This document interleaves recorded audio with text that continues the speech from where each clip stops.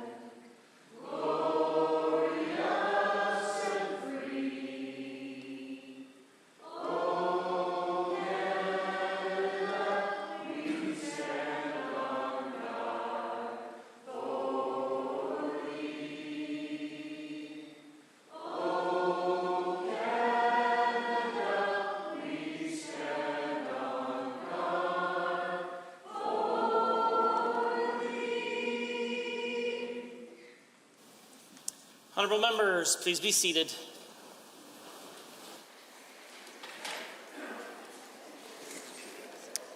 Introduction of visitors.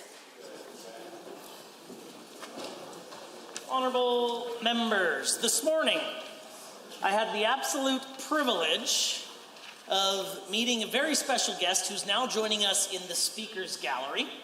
It's my great pleasure to welcome His Excellency Thomas Look, the Ambassador of Estonia, accompanied by Anna-Lee Adair, First Secretary at the Embassy of Estonia in Ottawa, and Ms. Kulivan Kanger, Honorary Consul General of Estonia in Alberta. Honorable members, there are approximately 2,700 Estonians in Alberta, comprising 10% of all Estonians in Canada. Please rise and receive the warm welcome of the Assembly.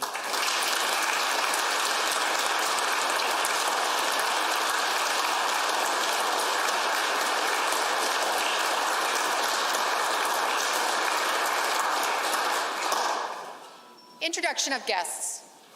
Oh my, that sounded a lot like a cell phone ringing in the chamber. I look forward to the member being honorable, noting that it was theirs and making a donation to the charity of their choice on behalf of the Speaker. Members, as you were aware, recently I put out a call to all Albertans to contact my office if they would be willing to lead our Assembly in the singing of our national anthem.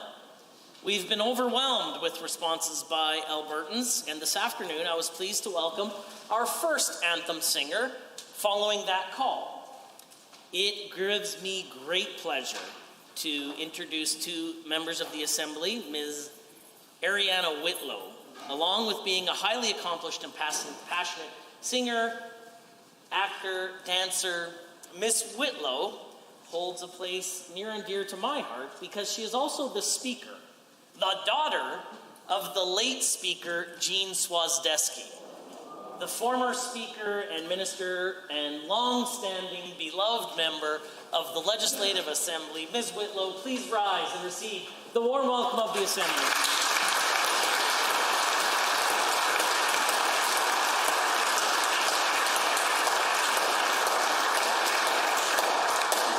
I know that your dad would have been so very proud of you, not just today, but every day.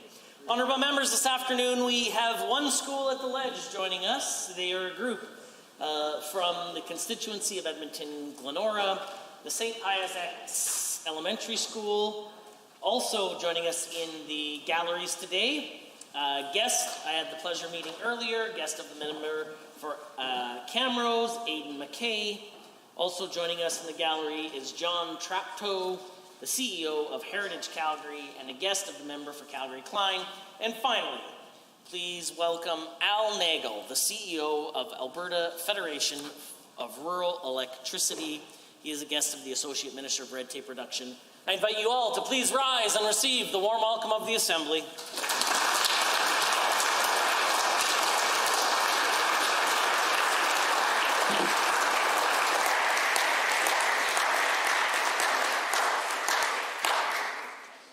Ministerial statements. Member statements. The Honourable Member for West Yellowhead has a statement to make.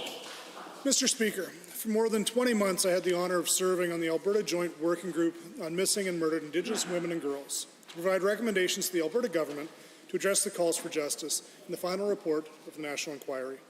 I'm grateful to the Minister of Indigenous Relations for entrusting me with the role and will forever be changed by the impact of my conversations with the incredible working group members with whom I served. Mr. Speaker, according to data from the report, Indigenous women in Canada are 3 times more likely to be victims of violence than non-Indigenous women. In Alberta, 206 Indigenous women were murdered between 1980 and 2012. One morning in our working group, we discussed the potential to improve our police service and justice system. During that conversation, I heard from fellow working group members about the distrust towards police. When I asked for more details as to why, one of the members was willing to share a heartbreaking yet straightforward perspective.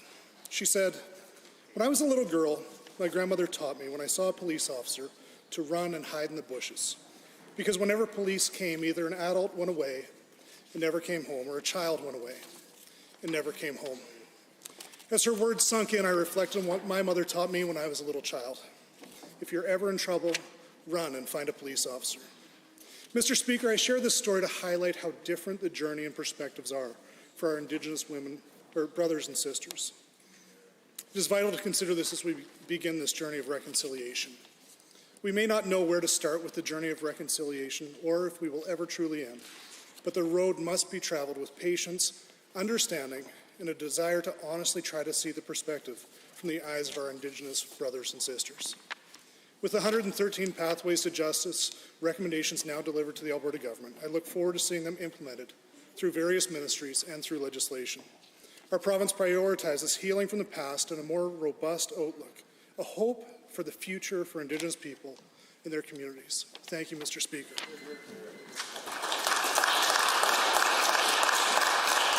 The Honourable Member for Lethbridge West.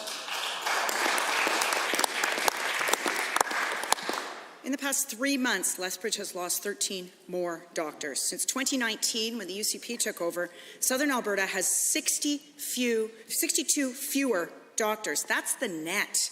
43,000 residents of Lethbridge don't have access to a family doctor, and no clinics are accepting new patients. This crisis is getting worse. The Urgent Care Centre in Coaldale has been closed for 2 years, and the UCP MLA for Taber-Warner recently revealed that there is no plan to reopen it. Those are the facts. Last week, the MLA for Lethbridge East and the Health Minister predictably told people that a couple new doctors and a handful of maybes is good news. Well, Lethbridge, don't let them tell you things that are not true. We have lost 5 times that many doctors in 2 years. We lost them because the UCP went to war with doctors. They tore up their agreement. They have attacked them in the media, on social media, and here in this chamber, all through the pandemic. They're not fixing the problem because they are more focused on infighting than on health care. Now, the member for Lethbridge East is the Premier's man in caucus, rallying the troops, sticking up for the Premier, carrying his water. He spends his time defending his indefensible Premier rather than defending the right of parents to get care for their sick kids. Albertans rightly do not trust the UCP with their public health care. The fate and future of public health care relies on removing the UCP from office. Almost half the city of Lethbridge does not have a family doctor now, but once there is a change in government, we will make fixing that our priority. Call the election. Lethbridge is ready.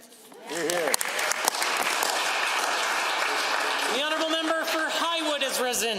Mr. Speaker, April 24th to the 30th is National Organ and Tissue Donation Awareness Week. This week is a time to raise awareness about the critical need for tissue and organ donation across the country. The key to success starts with raising awareness. Currently, 90% of Canadians say they support organ donation, yet only 32% have registered their intent to donate. The disconnect between those willing to donate and those registered is concerning, Mr. Speaker. There are currently 4,400 Canadians waiting for a life-saving organ transplant, almost 700 of which are here in Alberta alone. As a reference, it can be up to a 7-year wait for a kidney, with many more awaiting tissue transplants. Sadly, on average, 250 Canadians die each year on a wait list. Each year, less than 2% of opportunities for organ and tissue donation exist. As a member of the legislature, I feel that it is crucial that we work together to create the best system possible. That is why, with the help of transplant organizations across Alberta, I've introduced my private member's bill, Bill 205, that if passed, will strengthen our referral process and expand education and awareness. Since engaging in this process, the families that have reached out to me have truly moved my heart, Mr. Speaker, like Cindy Krieger, who shared how the decision of her daughter Morgan to donate saved countless lives, or the story of Jennifer Wolfsmith, who lost her 22-month-old Mackenzie, and the solace it provides her to know that the decision to donate was a gift of life to 4 other children. It takes only 2 minutes to register to donate, and one donor can help save up to 8 lives and make life better for up to 75 people. And don't forget, it is never too late to become a donor. So please, take 2 minutes today and become a tissue and organ donor. Thank you, Mr. Speaker. The honourable member for Edmonton Manning has a statement. Mr. Speaker, I've had the pleasure of touring Southern Alberta on so many occasions and talking to Albertans about their priorities. I met with local residents, businesses, healthcare workers, educators, and more. I did this so that I could hear firsthand what those communities need to be able to grow and thrive. The people I met with were worried about their local healthcare and education. They are concerned about job losses and want a government that will invest in them. And they told me loudly and clearly that they want to have a partner and an ally, something they're not getting from this UCP government. While I was visiting rural communities, this government was doing what they do best, ignoring the people they were elected to represent so they continue to engage in their infighting and the internal drama that Conservatives are known for. The Premier's staff compared his caucus to clowns. The Premier's office called his caucus sad and sour. You can feel the desperation from over there, Mr. Speaker. And to tell you the truth, Mr. Speaker, not a single person that I met with told me that's what they really need, is petty name-calling from the supposed leadership of this province. Even the UCP MLAs know this. One of the candidates for their leadership race warned them that the rural seats were at risk because of the bad policy calls and because of the work being done by this official opposition. But I want to offer my colleagues in the UCP a hand of friendship, an offer to help out. I commit to them that since they are more focused on their internal policies rather than the concerns of their constituents, too busy focused on protecting the Premier's jobs rather than creating and protecting jobs in rural Alberta, I'll take it off their hands. Let me assure them that on this side of the House, I will continue to represent their constituents because they continue to abandon them. Albertans deserve a government focused on them. And while they won't get it from the UCP, it won't be long before they have the opportunity to elect a new government that will. The honourable member for Calgary Southeast has risen. Thank you, Mr. Speaker. As part of our continued efforts to strengthen Alberta's labour market, our government introduced the Alberta at Work initiative. Alberta at Work aims to get more Albertans working in jobs that support their families and improve their lives. To accomplish this, 5 collaborating ministries will invest $600 million over the next 3 years in a variety of programs to support training and remove potential employment barriers for Albertans. The Alberta at Work initiative focuses on building strong foundations by allocating $87 million to support STEM and trades training. In addition, $295 million is being invested in the creation of training opportunities in high-demand fields to develop the skills of our workforce. Every Albertan should have the opportunity to participate in and benefit from our province's economic recovery. Our government is dedicating $23 million to help low-income students advance their careers by joining high-demand programs. Another $41 million over 3 years is available to service providers working with Albertans who are unemployed marginally employed, receiving income supports, or from underrepresented groups. Over the next 3 years, $23 million will be invested into the Canada-Alberta Job Grant, which helps employers hire Albertan workers and helps businesses develop the skills they need to grow and diversify.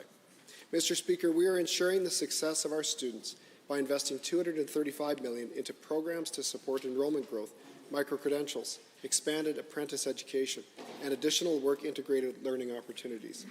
To continue to break down potential barriers, $20 million is being allocated to Albertans experiencing long-term unemployment to facilitate their return to work.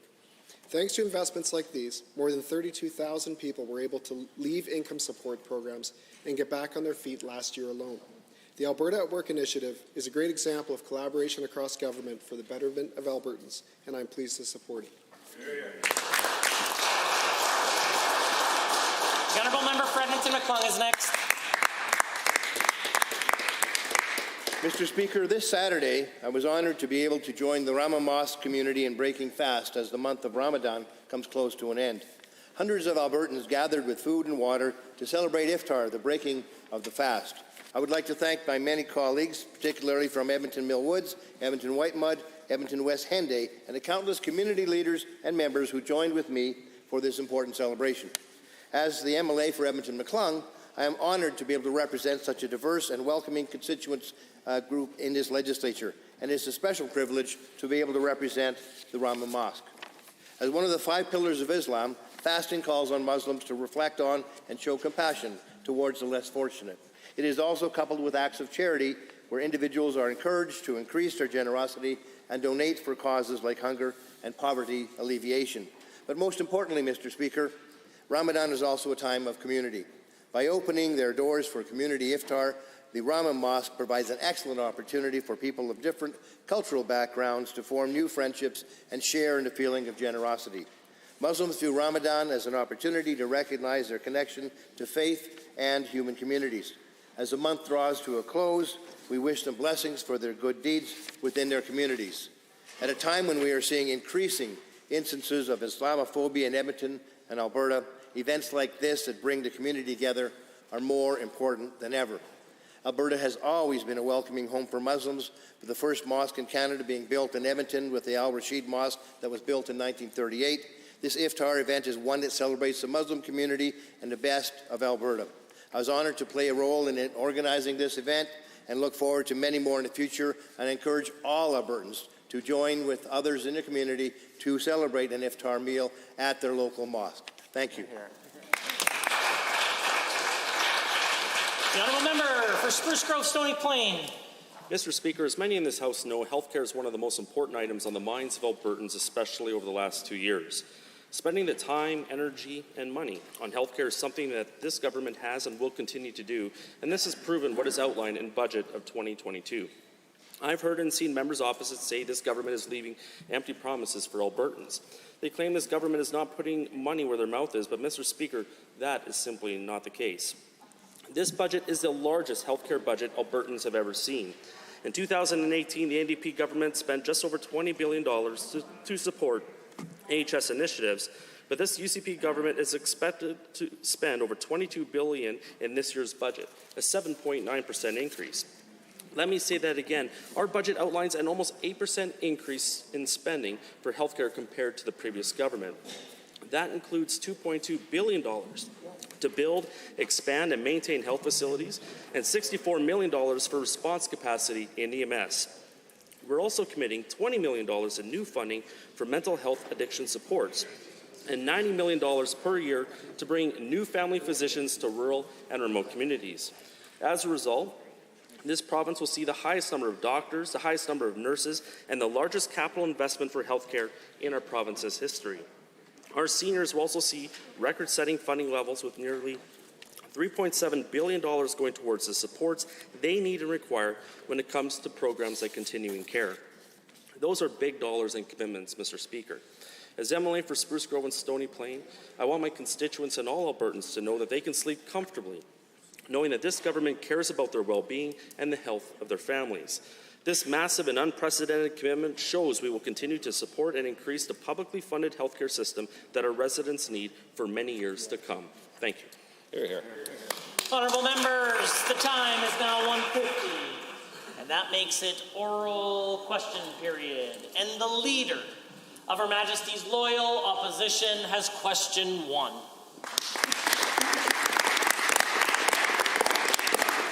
Mr. Speaker, Albertans are struggling with the rising cost of living, and they need help now, not later. It's been months since the Premier announced, reluctantly, that the government would provide rebates on power bills. Paltry rebates, but rebates nonetheless. Sadly, because this government is so mired in scandal and drama, it's way behind. Our party is proposing a timeline that would ensure Albertans see these rebates, already promised, arrive in their pockets no later than May 31st. So will the Premier provide this guarantee for Albertans who are so tired of waiting on his empty promises? The Honourable the Premier. Well, Mr. Speaker, first of all, let's be clear. Alberta is taking more action than any government in Canada to help people cope with the rising cost of living, particularly energy, not only with the $150 electricity rebate, but with the cap on natural gas prices and the 13-cent a litre abatement of the Alberta fuel tax. Mr. Speaker, we'd like to get the electricity rebate in people's hands as soon as possible. Unfortunately, the NDP is standing in the way. Why did they deny consent, Mr. Speaker? Why did they block this bill last week? Will they cooperate us? We can pass it this week if they cooperate, Mr. Speaker. The Honourable Leader of the Opposition. Well, Mr. Speaker, we've outlined what they have to do for us to pass it this week, but instead what we're getting from this Premier is excuses. If I was over there, they would have gotten the check already. The urgency is real. We're hearing from Albertans who are so behind on their bills that they face shut-off, and all they get from the minister is a 1-800 number. It is not good enough, Mr. Speaker. We propose a ban on utility shut-offs until at least October to allow time for rebates to arrive. So this would protect Albertans who can't wait for the Premier to get his act together. Will the Premier agree with that? And then we could pass it really fast, Mr. Speaker. The Honourable the Premier. Mr. Speaker, this bill could be done and dusted by this evening if the NDP got out of the way and actually accepted to pass it quickly. But, Mr. Speaker, she said Albertans would have got the check if she was Premier. I'll tell you what they got was the NDP's hand in their pockets, taking thousands of dollars out of the pockets of individual Albertans with their carbon tax. Mr. Speaker, if they're actually concerned about power prices, why did they build $7.5 billion of transmission infrastructure? Why did they shut down the coal plants in a hurry? And why did they bring in their carbon tax? The Honourable Leader of the Opposition.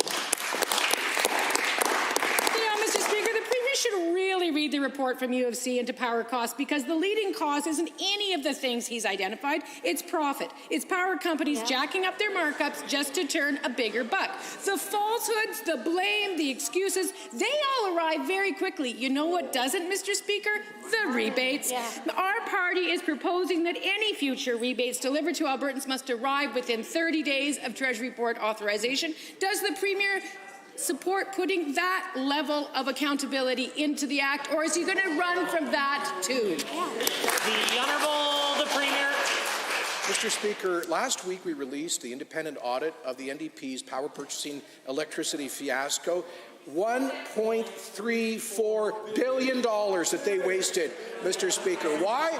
Because of their ideological zeal to shut down the cheapest and most dependable form of base load power. But, Mr. Speaker, the biggest driver now in electricity costs is their carbon tax. And they voted in this place 2 weeks ago to support Justin Trudeau's 25% increase of the carbon tax. They want to quadruple it. Shame on them, Mr. Speaker. The Honourable Leader of the Opposition for a second set of questions. None of that's true, Mr. Speaker, but nonetheless, since this UCP government was elected, the number of doctors leaving Alberta each year has increased 60%. What does that trend mean? In Lethbridge, 40,000 people have no family doctor. Not a single doctor accepting new patients in the Bow Valley. Scheduled ER closures across rural Alberta, and now 8 rural communities that have lost obstetric services. Will the Premier today stand and apologize to the families who are losing medical care in their communities across the province of Alberta? The Honourable the Premier. Well, first of all, Mr. Speaker, she said that none of that was true. Is she now saying that she opposes the carbon tax?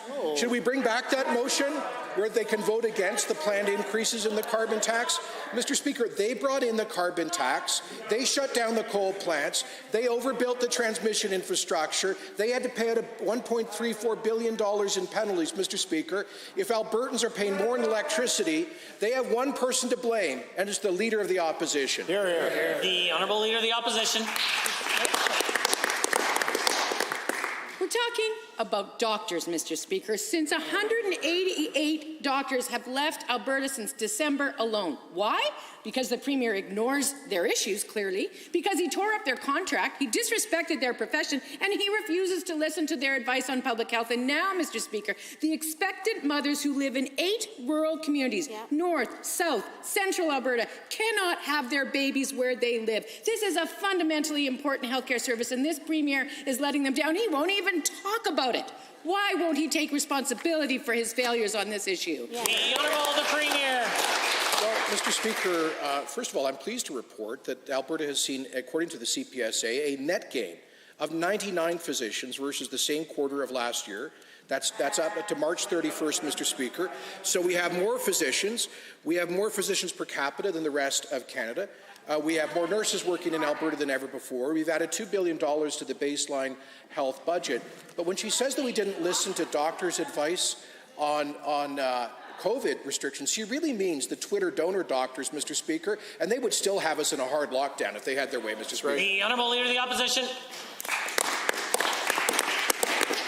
Just keep insulting the doctors, Mr. Speaker. You know what? Albertans can't get a family doctor. They can't give birth in their community. They can't schedule their emergencies. So if the Premier thinks that there are more doctors in Alberta, I suggest he get up the old Ford photo op, he get on that little puppy, and he goes south, where he will find 31 fewer doctors compared to just a year ago, and 13 that have left in just 3 months in Lethbridge alone. Why won't the Premier take responsibility for the mess he is making in healthcare and the hurt that he is imposing on Alberta families? The Honourable the Premier.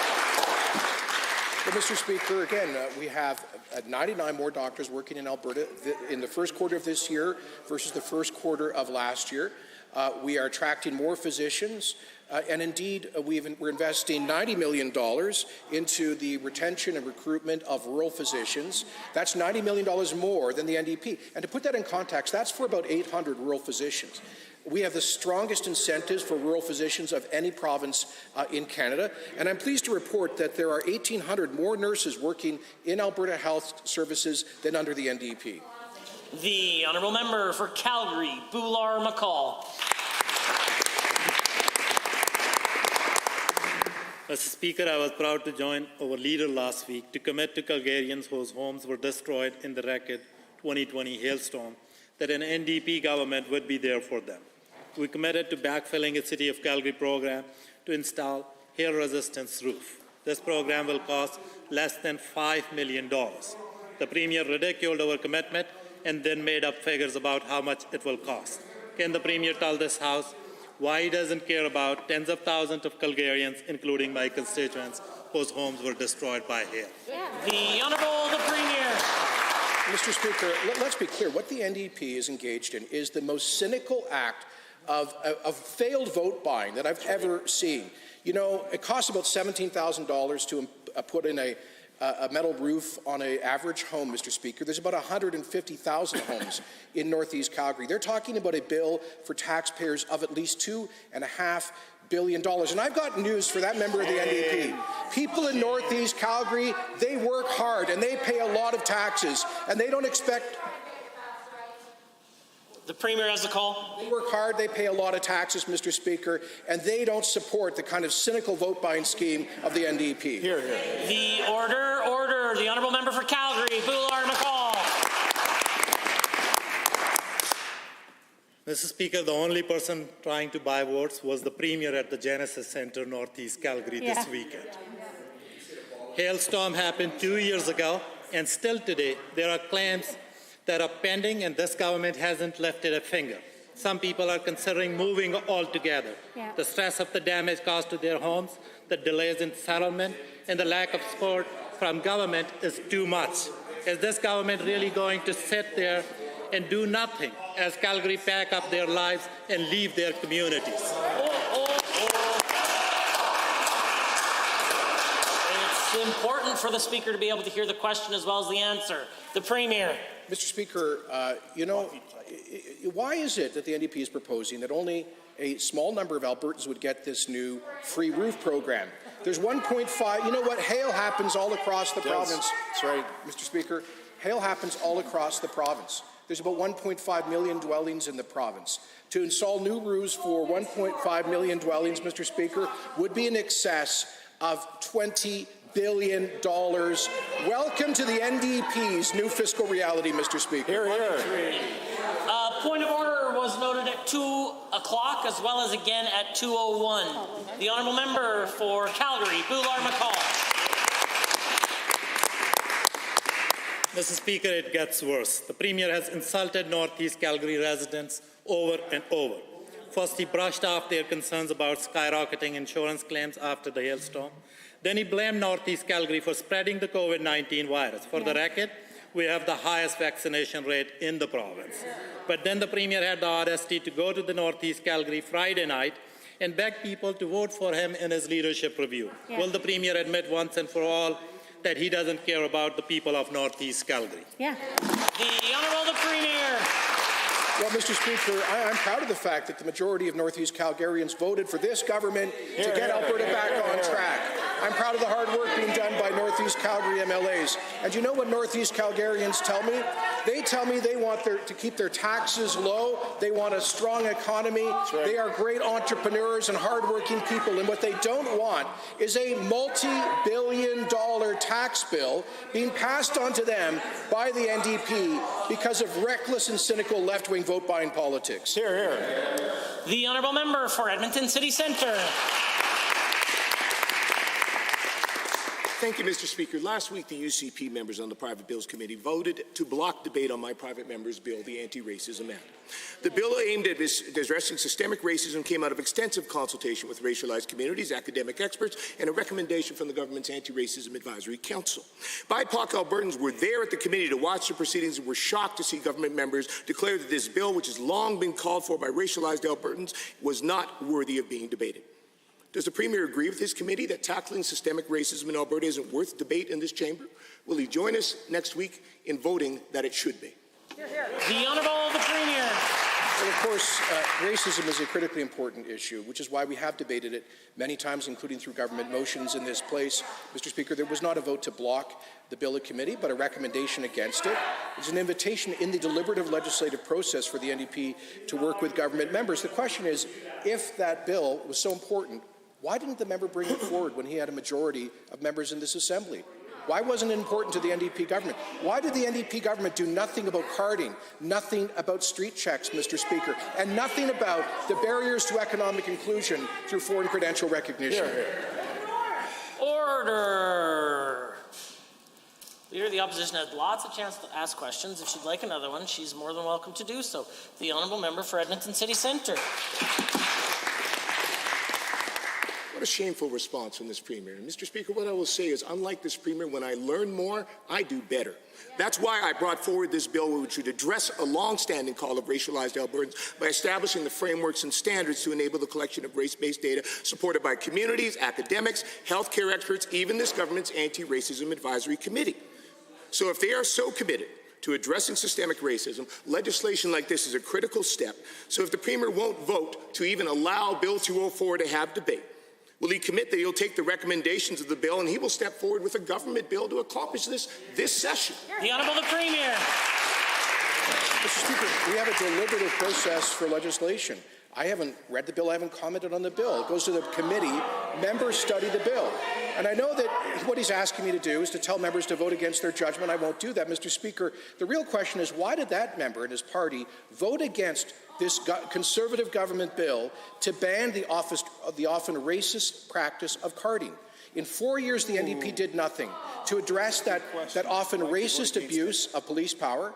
This government brings forward a bill to ban carding, and the NDP voted against it. Why, Mr. Speaker? Shameful. Honourable Member for Edmonton City Centre.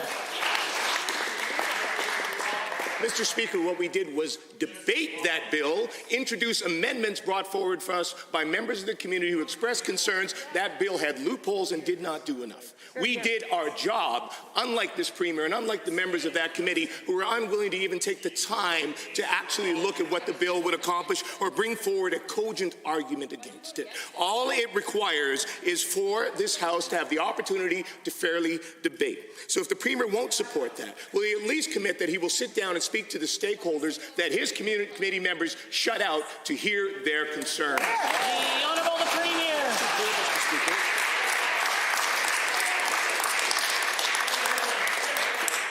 So let's be clear, Mr. Speaker. In 4 years in office, the NDP did absolutely nothing about carding. They did nothing about the often racist practice of carding. The Premier. I know they hate hearing the truth, Mr. Speaker. The record is clear. For 4 years, they did nothing about carding. When this government brought forward a bill to ban carding, they voted against it. Mr. Speaker, this government is taking unprecedented action to combat the reality of racism in our society, including banning carding, limiting street checks, appointing a special liaison in the hate crimes unit to work with communities, creating the security infrastructure program, the Fairness for Newcomers office, and so much more, Mr. Speaker. The Honourable Member for Calgary-Klein is the next question. Thank you, Mr. Speaker. In the last election and over the last 3 years, I've heard concerns from many of my constituents about long surgical wait times. I wanted to take this opportunity to let them know that I have heard them. I am proud to be part of a government that campaigned on reducing wait times. The pandemic has made that harder by forcing us to postpone some surgeries to free up resources to support the ICUs. To the Minister of Health, what is our government doing to ensure that Albertans receive critical surgeries in a timely manner?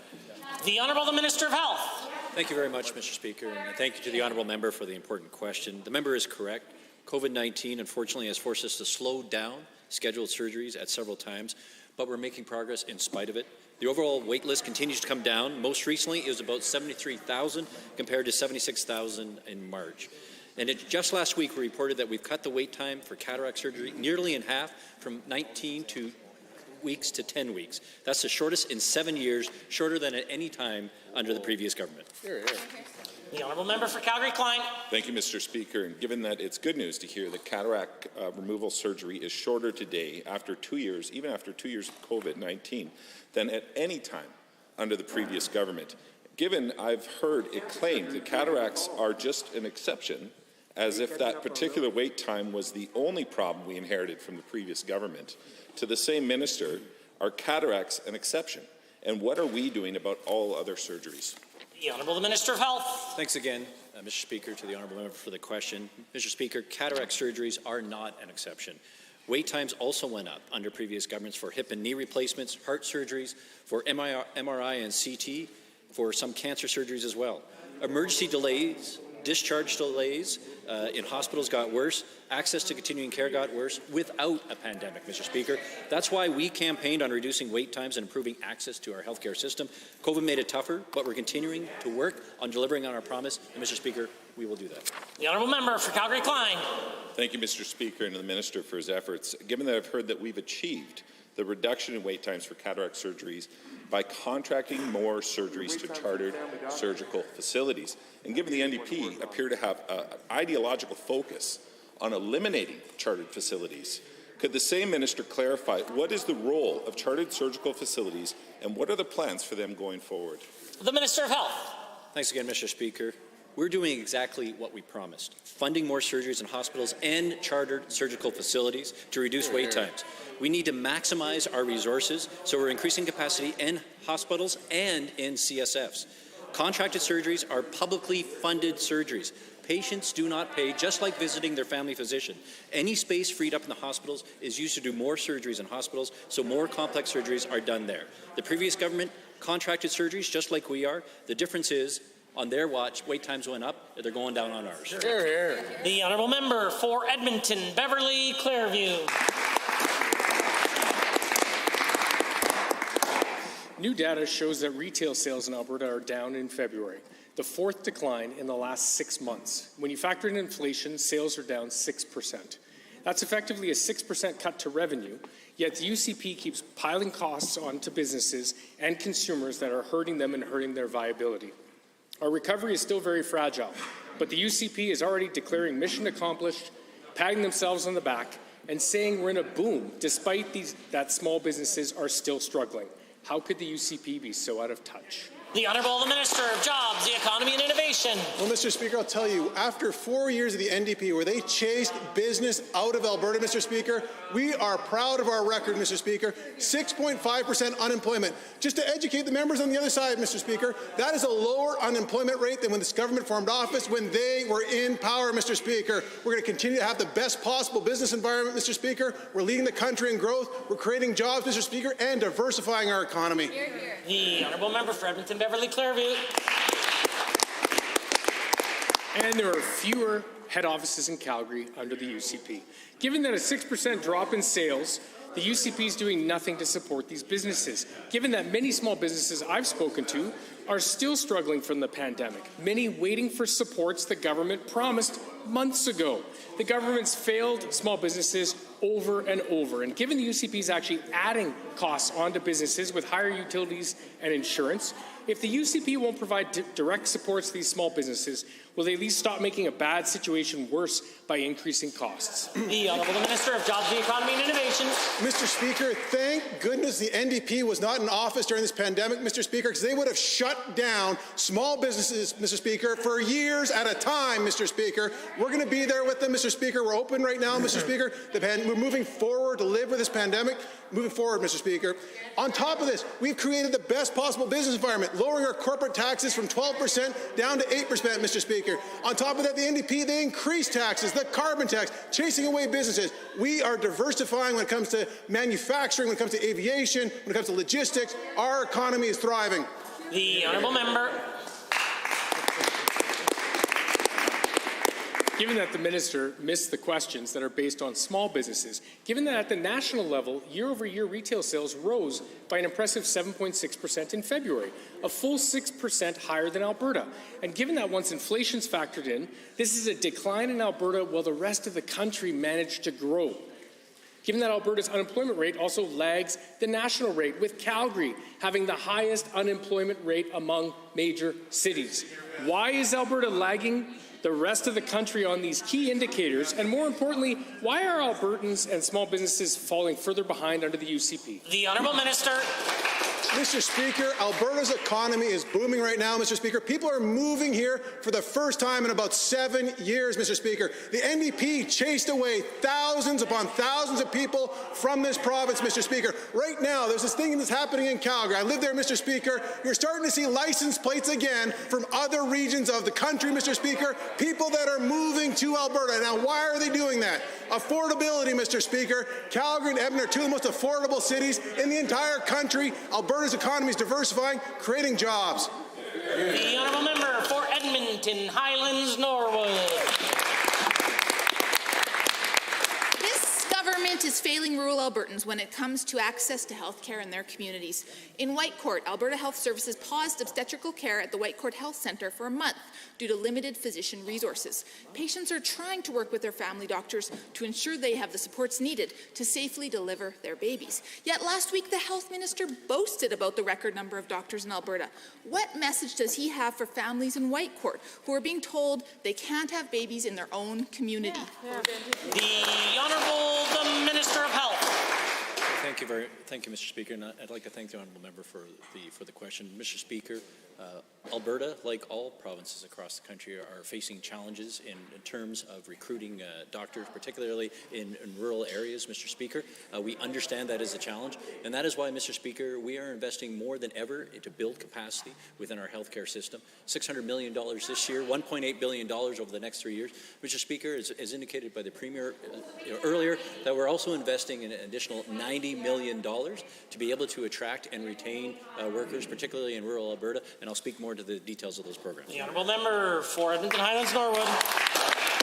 Given that it appears that the Minister Minister's plan isn't working because this government's war with doctors hasn't just impacted expectant parents in Whitecourt. In Provost, there is no surgical coverage for C-sections due to a lack of physician coverage. In Lac-La-Biche, there are no obstetrical services because of a lack of physician coverage. Can the Minister of Health explain to folks in these communities why he is boasting about his government's record when it comes to doctors? Well, parents are being told to just wait because there aren't enough doctors in their communities to deliver babies.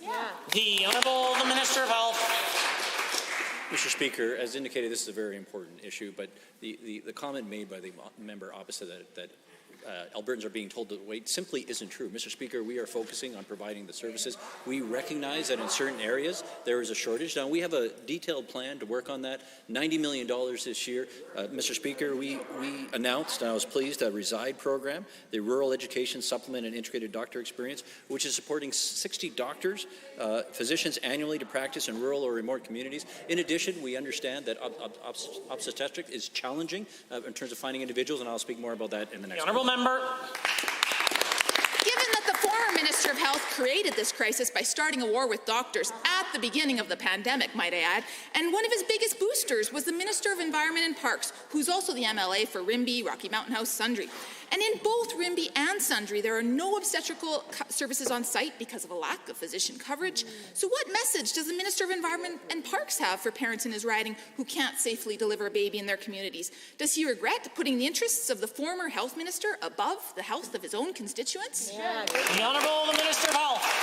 Mr. Speaker, as previously indicated, we understand there is a challenge in rural Alberta, particularly in regards to obstetrics, which is very specialized. Mr. Speaker, family physicians and AHS is working with family physicians to be able to provide those services in other areas. And Mr. Speaker, we are working towards attracting and retaining physicians, family physicians, and those involved in obstetrics with that specialty. We'll continue to work on that. And Mr. Speaker, we've devoted $90 million to be able to do this. We are working with other plans in terms of the increased training within our province. Mr. Speaker, we will deliver on providing better health for all. The Honourable Member for Cypress, Medicine Hat, has a question. ATCO Electric has agreed to pay a $31 million penalty after Alberta Utilities Commission investigation. ATCO deliberately overpaid for sole source work on a transmission line, and the reason for this overpayment scheme was to guarantee ATCO would maintain a deal to work on the Trans Mountain pipeline and a guaranteed rate of return of 8.5%. This is the type of thing we expect from Quebec's SNC-Lavalin, not ATCO. Given that the provincial government regulates electricity transmission, Minister, please inform Albertans when and how you became aware of this fraud against Alberta ratepayers. The Honourable the Associate Minister of Electricity and Natural Gas. Thank you, Mr. Speaker. We have a system in this province where the Market Surveillance Administrator polices the electricity industry. We've got the Alberta Electrical System Operator, and we have the Alberta Utility Commission that actually does the investigations. So in terms of when I found out, Mr. Speaker, I found out about it the same time that honourable member did, when it was in the paper and Alberta Utility Commission released their statement to the public. Because they don't clear their decisions through government, Mr. Speaker. They are an independent agency. That member ought to know that. The Honourable Member for Cypress Medicine Hat. Given, as a result of this highly fraudulent scheme, Alberta ratepayers have once again been stuck with a high utility bill, given that Alberta ratepayers have already been paying more for the massive overbuild of Alberta's electric grid under the former PC Redford government, and given that ratepayers face pressure from inflation, the federal carbon tax, as well as this government's industrial carbon tax, again being passed on to Alberta families. Can the minister tell us how much are Alberta ratepayers being overcharged because of this scheme? And where is the $31 million fine? Is it going to be returned to Alberta families, or is your government going to hoard it? The Honourable the Associate Minister. Mr. Speaker, our government has done something the previous administration did not do. We stopped the overbuild of the electricity transmission system, Mr. Speaker, and the Alberta Electrical System Operator recently released their report for their forecast for the next 10 years, and they can clearly show that they have deferred $1 billion worth of transmission infrastructure. In addition, Mr. Speaker, they're forecasting they're going to spend between $150 to $200 million a year versus the $2 billion a year that was spent by previous governments. The Honourable Member. Given ATCO's fraudulent scheme may never have come to light, without a whistleblower coming forward to warn the Alberta Utilities Commission and giving, it begs the question, how many others, you scratch my back and I'll scratch yours, schemes are taking place that leave Alberta ratepayers on the hook for these crooked dealings? Can the minister tell us if he intends to beef up the AUC's investigative powers, or whether there will be additional sanction against ATCO to crack down on these type of fraudulent schemes and restore all Albertans' confidence in our electrical system? The Honourable Associate Minister of Natural Gas and Electricity. Thank you, Mr. Speaker. It sounds like the honourable member is complaining that the system worked. We have an Alberta Utility Commission that did the investigation, and they brought about their appropriate ruling. In addition to that, we have a system that's managed by the Alberta Electrical System Operator, and it's policed by the Market Surveillance Administrator. Mr. Speaker, I would say the system is working. However, if that member is aware of anything that I'm not, then he should refer that to the Market Surveillance Administrator. The Honourable Member for Edmonton Whitemud is next. Mr. Speaker, on Friday it was confirmed what we already knew. 2021 was the deadliest year on record for children in government care. 49 children and youth died. This is a 44% increase from the year before. I have continually raised this troubling trend in this House since last year, but the UCP have ignored these warning calls. 39 of the children and youth who died were Indigenous. Yet the minister's recent review indicates no consultations were done with Indigenous families, elders, or communities. How can the Minister of Children's Services expect to change these trends if she won't engage with the very families and communities that are affected? The Honourable Minister of Children's Services. Thank you very much, Mr. Speaker. And as I've said a number of times before, this for our government, Mr. Speaker, is a call to action. That is why we did ask the ministry, I did ask the ministry for an additional review into what has happened here. We are not ignoring anything. We took action. We committed to transparency and accountability, Mr. Speaker. And I'm also happy to report to this House that when it comes to the overrepresentation of Indigenous children in care, this is something we are committed to. We are making progress on the all-party panel for child intervention, their recommendations. 23 of those have been now completed, 3 in progress, which is definitely an increase over just a few months ago. The Honourable Member for Edmonton Whitemud. Well, the minister has ignored these families. Given that the minister's report, which she only released a week ago, includes no action items to deal with increasing caseworker vacancies, burnout, caseloads, and turnover, and given that the last report of the former child and youth advocate points to the redeployment of a specialized caseworker in one instance, which impacted a youth who died, and given that the advocate highlighted the negative impact high caseloads is having on youth in government's care, why is the minister refusing to take action on the caseworker staffing crisis in her own ministry that is directly affecting the safety and well-being of children and youth in care? The Honourable Minister of Children's Services. Thank you very much, Mr. Speaker. Once again, as typical, not one thing that the member opposite has said is accurate or correct, Mr. Speaker. When it comes to staffing frontline child intervention, this is one of the most important things that we do. As a government, Mr. Speaker, this is one of the most important roles. I do believe also one of the most challenging. I am so grateful for the caseworkers who have supported kids and families, some of the most vulnerable kids and families in this province over the last 2 years. Mr. Speaker, we continue to hire caseworkers anytime that there is a vacancy. We also are working on a recruitment plan, especially for rural and remote communities. The Honourable Member.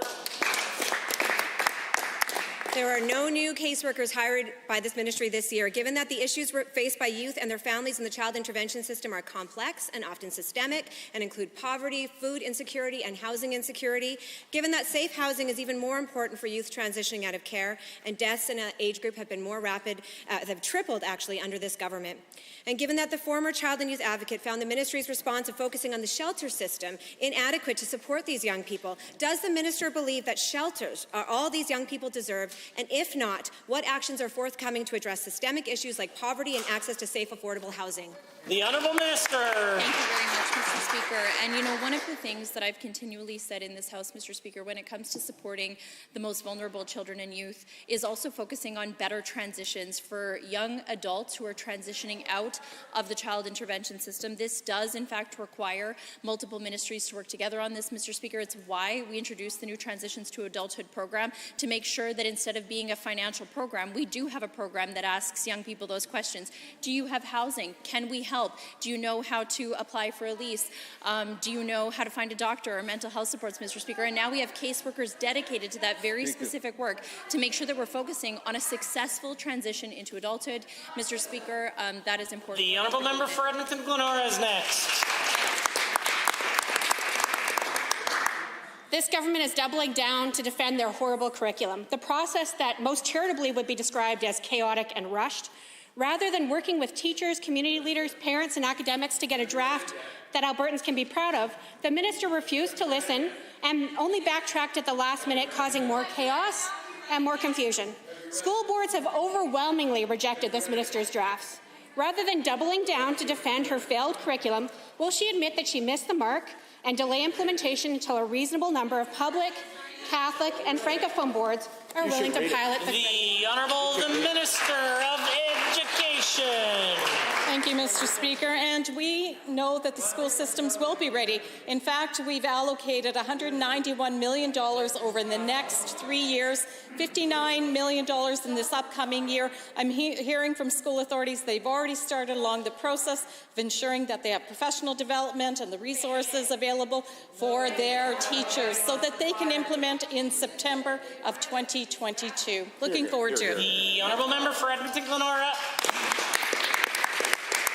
Given that they all still hate it, Minister, and given that 97% of teachers say they won't be ready for a new math, English, and phys ed curriculum as well as wellness by September, and given that the minister's only response has been to praise her own process, one that's been universally rejected by Albertans, and given that the minister has 1,000 fewer teachers in school now than when the NDP was in government, and students have suffered significant learning loss under her leadership, will she at least get out of the way and let educators start over with her dumpster fire curriculum? The Honourable the Minister of Education. Mr. Speaker, I was up in Fort Vermilion area last week, and I was so happy to go into a classroom, an elementary school classroom, where in that whole school they've been implementing the draft curriculum since last September in math, English language arts, and phys ed and wellness. And you know what, Mr. Speaker, they're seeing 2 levels of growth, 2 years of growth in mathematics, 3 years in English language arts. Mr. Speaker, doesn't every Alberta student in elementary school deserve that? We believe so. Hear, hear. The Honourable Member for Edmonton Glenora is the only one with the call. Given that the minister had to drive 8 hours to find one school division willing to pilot her dumpster fire of a curriculum, and given that last week we learned the true feelings of this government towards teachers when the member for Tabor-Warner told Coaldale Council that involving teachers is not necessary for a good curriculum, and given that the Premier refused to condemn these anti-teacher claims last week, let's hope the Minister of Education will at least stand up for teachers today. Will the minister admit that removing teachers from the curriculum writing process was a huge mistake? Will she admit that kicking teachers off and inviting Chris Champion in was wrong? And will she apologize for her colleagues' disrespectful remarks towards Alberta teachers? The Honourable Minister of Education. Mr. Speaker, the member opposite should apologize. Right. She continually trashes the curriculum when in fact she had admitted 2 weeks ago she hadn't even read it yet. Mr. Speaker, Shame. Mr. Speaker, we are bringing in a curriculum in math and English language arts. Order. The Minister of Education. Mr. Speaker, we had the most transparent, open engagement process with hundreds and thousands of individuals right across this province, including teachers, including superintendents, including education partners, all of them. The Honourable Member for Grand Prairie. Thank you, Mr. Speaker.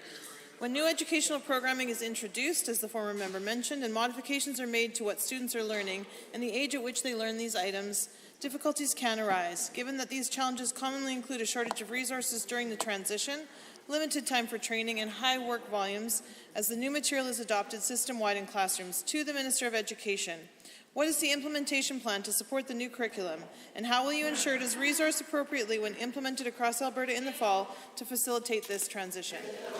The order. The Honourable Minister of Education. Thank you for the great question. We are taking a staged approach to implementing new curriculum. Beginning in September 2022, English language arts and mathematics will be implemented for students in kindergartens to grade 3, as well as physical education and wellness for K to 6 students. Implementation of the new subjects by common grade groupings, such as K to 3 and 4 to 6, will ensure successful implementation. $59 million this year has been allocated, this upcoming year, has been allocated to help prepare teachers, parents, and students for the new curriculum. The order, the honourable member for Grand Prairie. Thank you, Mr. Speaker, and through you to the Minister. Given that the draft curriculum for kindergarten to grade 6, set to be implemented this fall, represents a massive program shift for both educators and students, and further given that there will be adjustments required for both students and teachers throughout this transition period, to the same Minister, what consideration is there for students this fall that began their schooling under the former curriculum? For example, Order. It's one thing for members to heckle. It's an entirely another thing for members to have conversations across the bow while their colleague is asking a question. Perhaps it would be reasonable to allow her to do so in a manner that the Speaker could hear. The honourable member for Grand Prairie.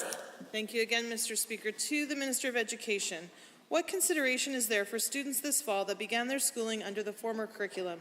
For example, a child going into grade 3. And what is the plan for smooth transition of their current knowledge into the new curriculum to mitigate any potential gaps? The Honourable Minister of Education.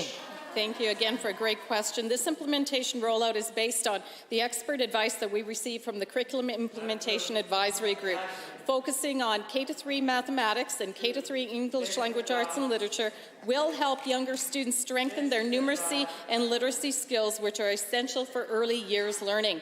The new K-6 physical education and wellness curriculum will support students in learning how to build resiliency, manage their health and mental well-being as well, Mr. Speaker. These are great subjects that our students need to have the improvements in. Good answer. The honourable member for Grand Prairie. Thank you again, Mr. Speaker, and through you to the Minister for her answer. Given that the new curriculum includes wellness education to support the mental health, safety, and well-being of students, and we know that general wellness is the basis for long-term health outcomes for our kids as they grow, again to the Minister of Education, why is the financial literacy piece of this curriculum, including banking, being incorporated into gym classes? And how will this support a physically active cohort of students who are already more sedentary coming out of the pandemic? The Honourable Minister of Education.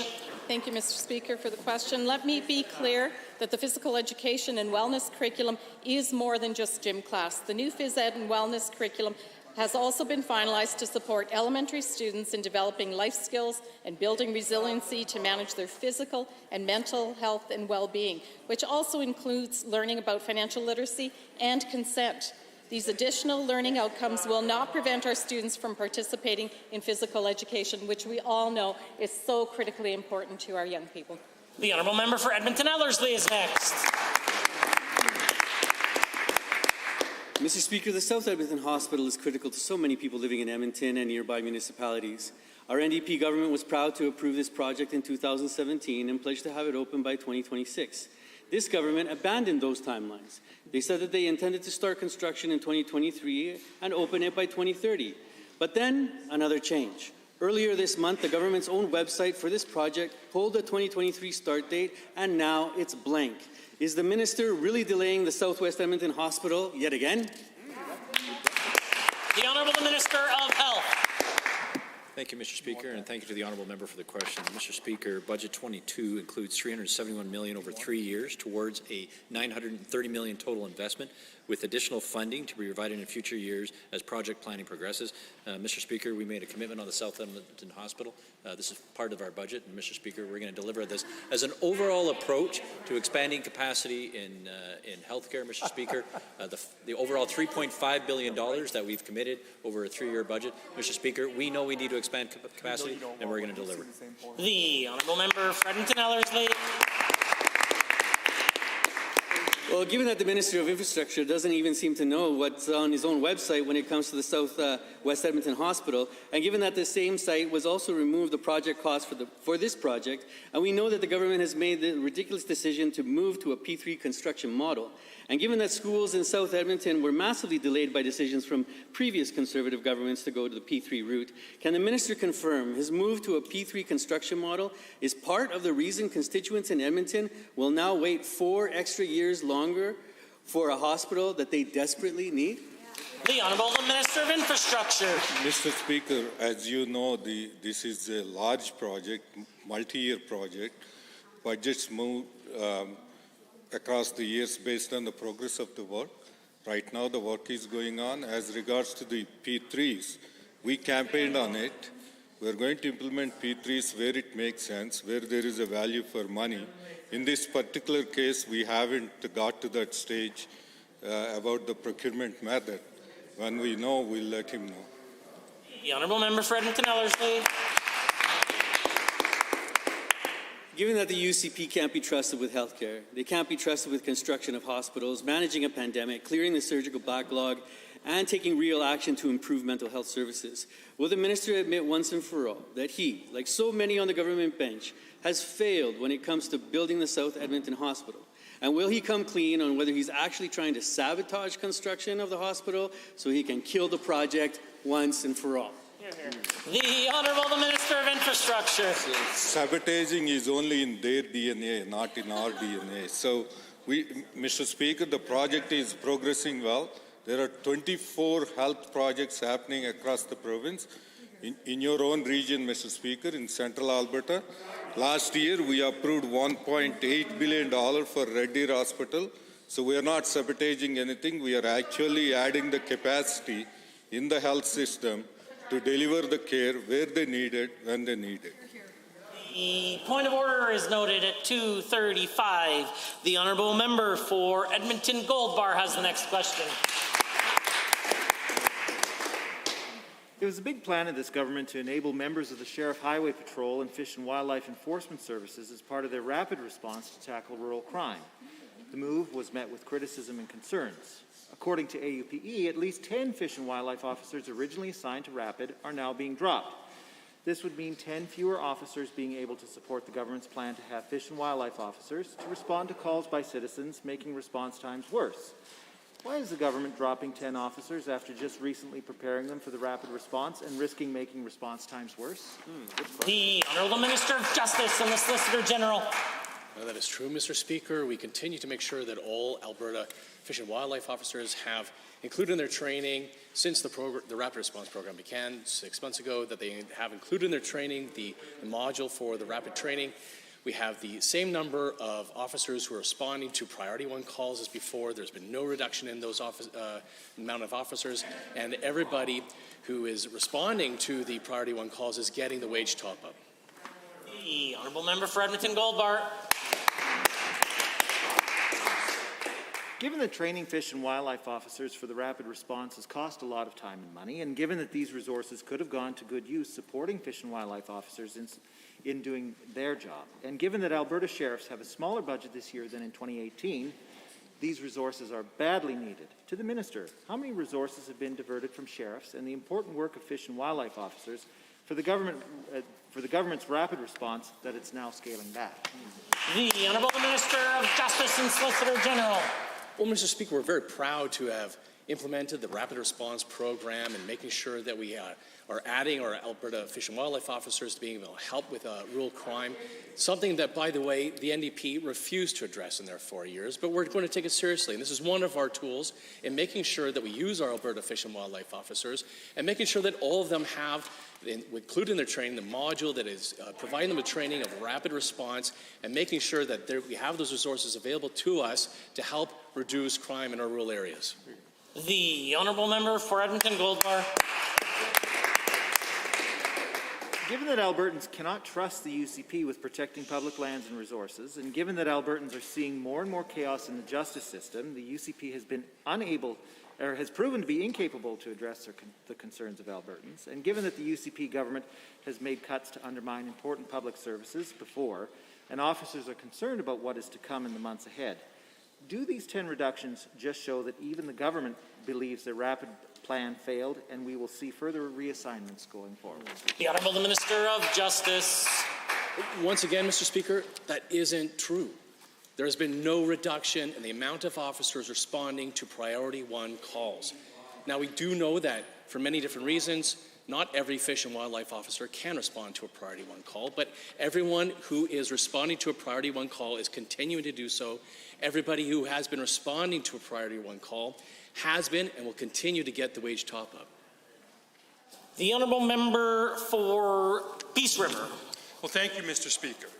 I represent the constituency of Peace River, and I couldn't be more proud. Inside my constituency is the town of High Level, hard-working economic engine of Alberta in the oil and gas industry particularly. But these northern communities like High Level are no strangers to damaging natural disasters, forest fires, floods, and others.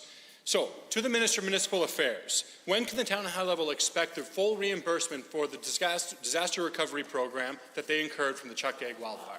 The Honourable the Minister of Municipal Affairs has risen. Well, thank you, Mr. Speaker, and thanks to the Honourable Member for being such a strong advocate for High Level.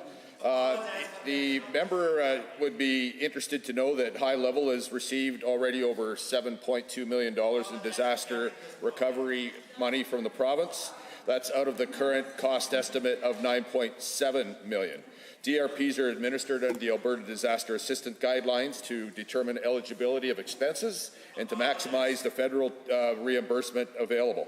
Reconciliation of the file is in progress, and we should have another $2.3 million by the end. The Honourable Member for Peace River. Well, thank you, Mr. Speaker.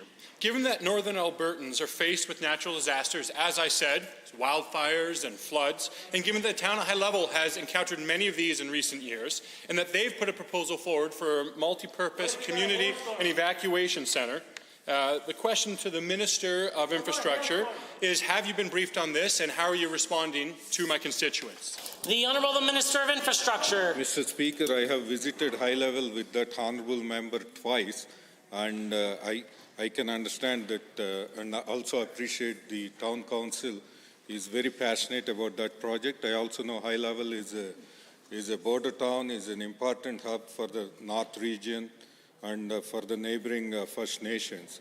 While I can't promise the funding right here and now, but I can work with the honourable member and his community to find innovative and creative ways to finance that project. The Order, the Honourable Member for Peace River. Thank you, Mr. Speaker. And given that my community many of my communities have undergone natural disasters and received no funding for new aluminum roofs or houses that burnt down, given that after these natural disasters, many of them struggle with all sorts of issues, including mental health, and we have huge lineups to get access to mental health in our community, can the Associate Minister, Mental Health and Addictions, please let us know what he's doing and what can be done to find support for communities in my constituency, including High Level? The Order. The Associate Minister has the call. Well, thank you very much, Mr. Speaker, and thank the member for the question. Of course, Alberta is very focused on ensuring that all Albertans have access to a range of mental health supports to improve their mental wellness. Mr. Speaker, this includes the good people, of course, of Mackenzie County and High Level, which is why we've created funding to enhance mental health supports in that north zone. This includes the recent hiring of a new mental health therapist, a nurse practitioner to help residents improve their mental wellness. And of course, Mr. Speaker, we've streamlined the 211 system to make it easier for people to access mental health supports. And anyone can call 211 and get connected today. Thank you. Honourable members, that concludes the time allotted for oral question period. In 30 seconds or less, we will return to the members' statements.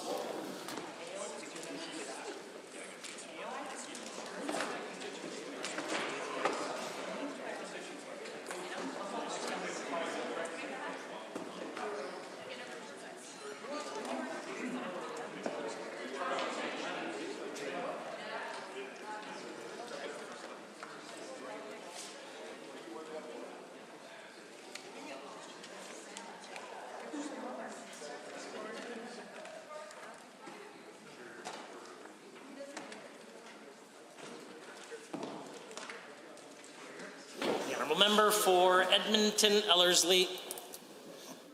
Mr. Speaker, I'm rising today in support of the Muslim community in Alberta and to condemn those who would seek to harass, terrorize, or inflict their hatred on them. On Thursday, the Edmonton Police confirmed that 2 mosques had received packages containing white powder. It is concerning that this occurred during the holy month of Ramadan, a time when mosques will see many gatherings for prayers, fellowship, and to break their fasts. And while in both counts turned out to be innocuous substances, this is still an unacceptable act that requires immediate action from all levels of government and law enforcement to ensure that it never happens again. I'm glad no one was harmed by this, but I'm worried about the chance of copycats and backlash from the racists who think it is okay to terrorize an entire community because of their hateful views. This cowardly act, designed to cause panic, fear, and create frustration in the community, must be condemned by each and every leader in this province and country. Every single Muslim deserves to feel safe in Edmonton, Calgary, all over Alberta, and everywhere. And at a time when racialized Albertans are seeing increasing instances of hate crimes and intolerance, it is distressing to see someone specifically targeting the Muslim community during such a holy time. It is concerning to see increased cases of Islamophobia around Alberta and Edmonton, vandalism of mosques, attack on women wearing hijabs, and it shows that we still have a long way to go to address racism. And we must take those steps together as a province to ensure that these instances of hatred and violence are driven out of Alberta. But despite this tragic news, I'm proud of Edmonton's Muslim communities and mosques who opened their doors to people of all faiths and backgrounds during the pandemic, who welcomed everyone during the final days of Ramadan. And so while some show us the worst in humanity, the resilience, strength, compassion, and welcoming of Alberta's Muslim community shows us the best. The honourable member for Cardston-Siksika. Mr. Speaker, in July of 2012, Cardston was hit by a devastating hailstorm. What seemed like a lifetime only lasted 20 minutes, and as baseball-sized hail pelted the town. When it was all over, the destructive storm caused in the ballpark of $100 million in property damage, and that was just for a town of 3,500 people. In 2020, a hailstorm ripped through northeast Calgary, one so devastating that it ranks as the 4th costliest natural disaster in Canadian history at nearly $1.2 billion, and some of the property damage is still visible to this day. But these are not isolated storms. In August of 2019, grapefruit-sized hail smashed parts of West Edmonton, destroying property and farmers' crops.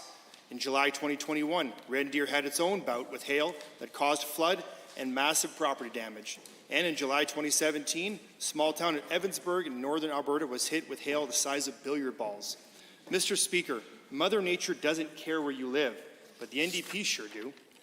That is why the opposition leader announced last week that if elected in 2023, they would buy everyone in northeast Calgary a brand new roof that is hail-proof. Why, you ask? It's simple. The NDP want to buy votes with taxpayer money, and it won't come cheap. Let's do some quick math. There's about 150,000 houses in this part of Calgary. Multiply that by $17,000 per roof. This puts the price tag of this crazy idea at over $2.5 billion of taxpayer money. Mr. Speaker, this isn't some episode of some daytime television where the opposition leader comes out and says, you get a new roof, and you get a new roof, and so do you. This is the people's money. They expect the government to spend it wisely, not use it to buy target seats. So the next time the NDP shed hail-sized crocodile tears about a natural disaster in some part of the province, just remember, Alberta taxpayers aren't buying it, especially not for $2.5 billion.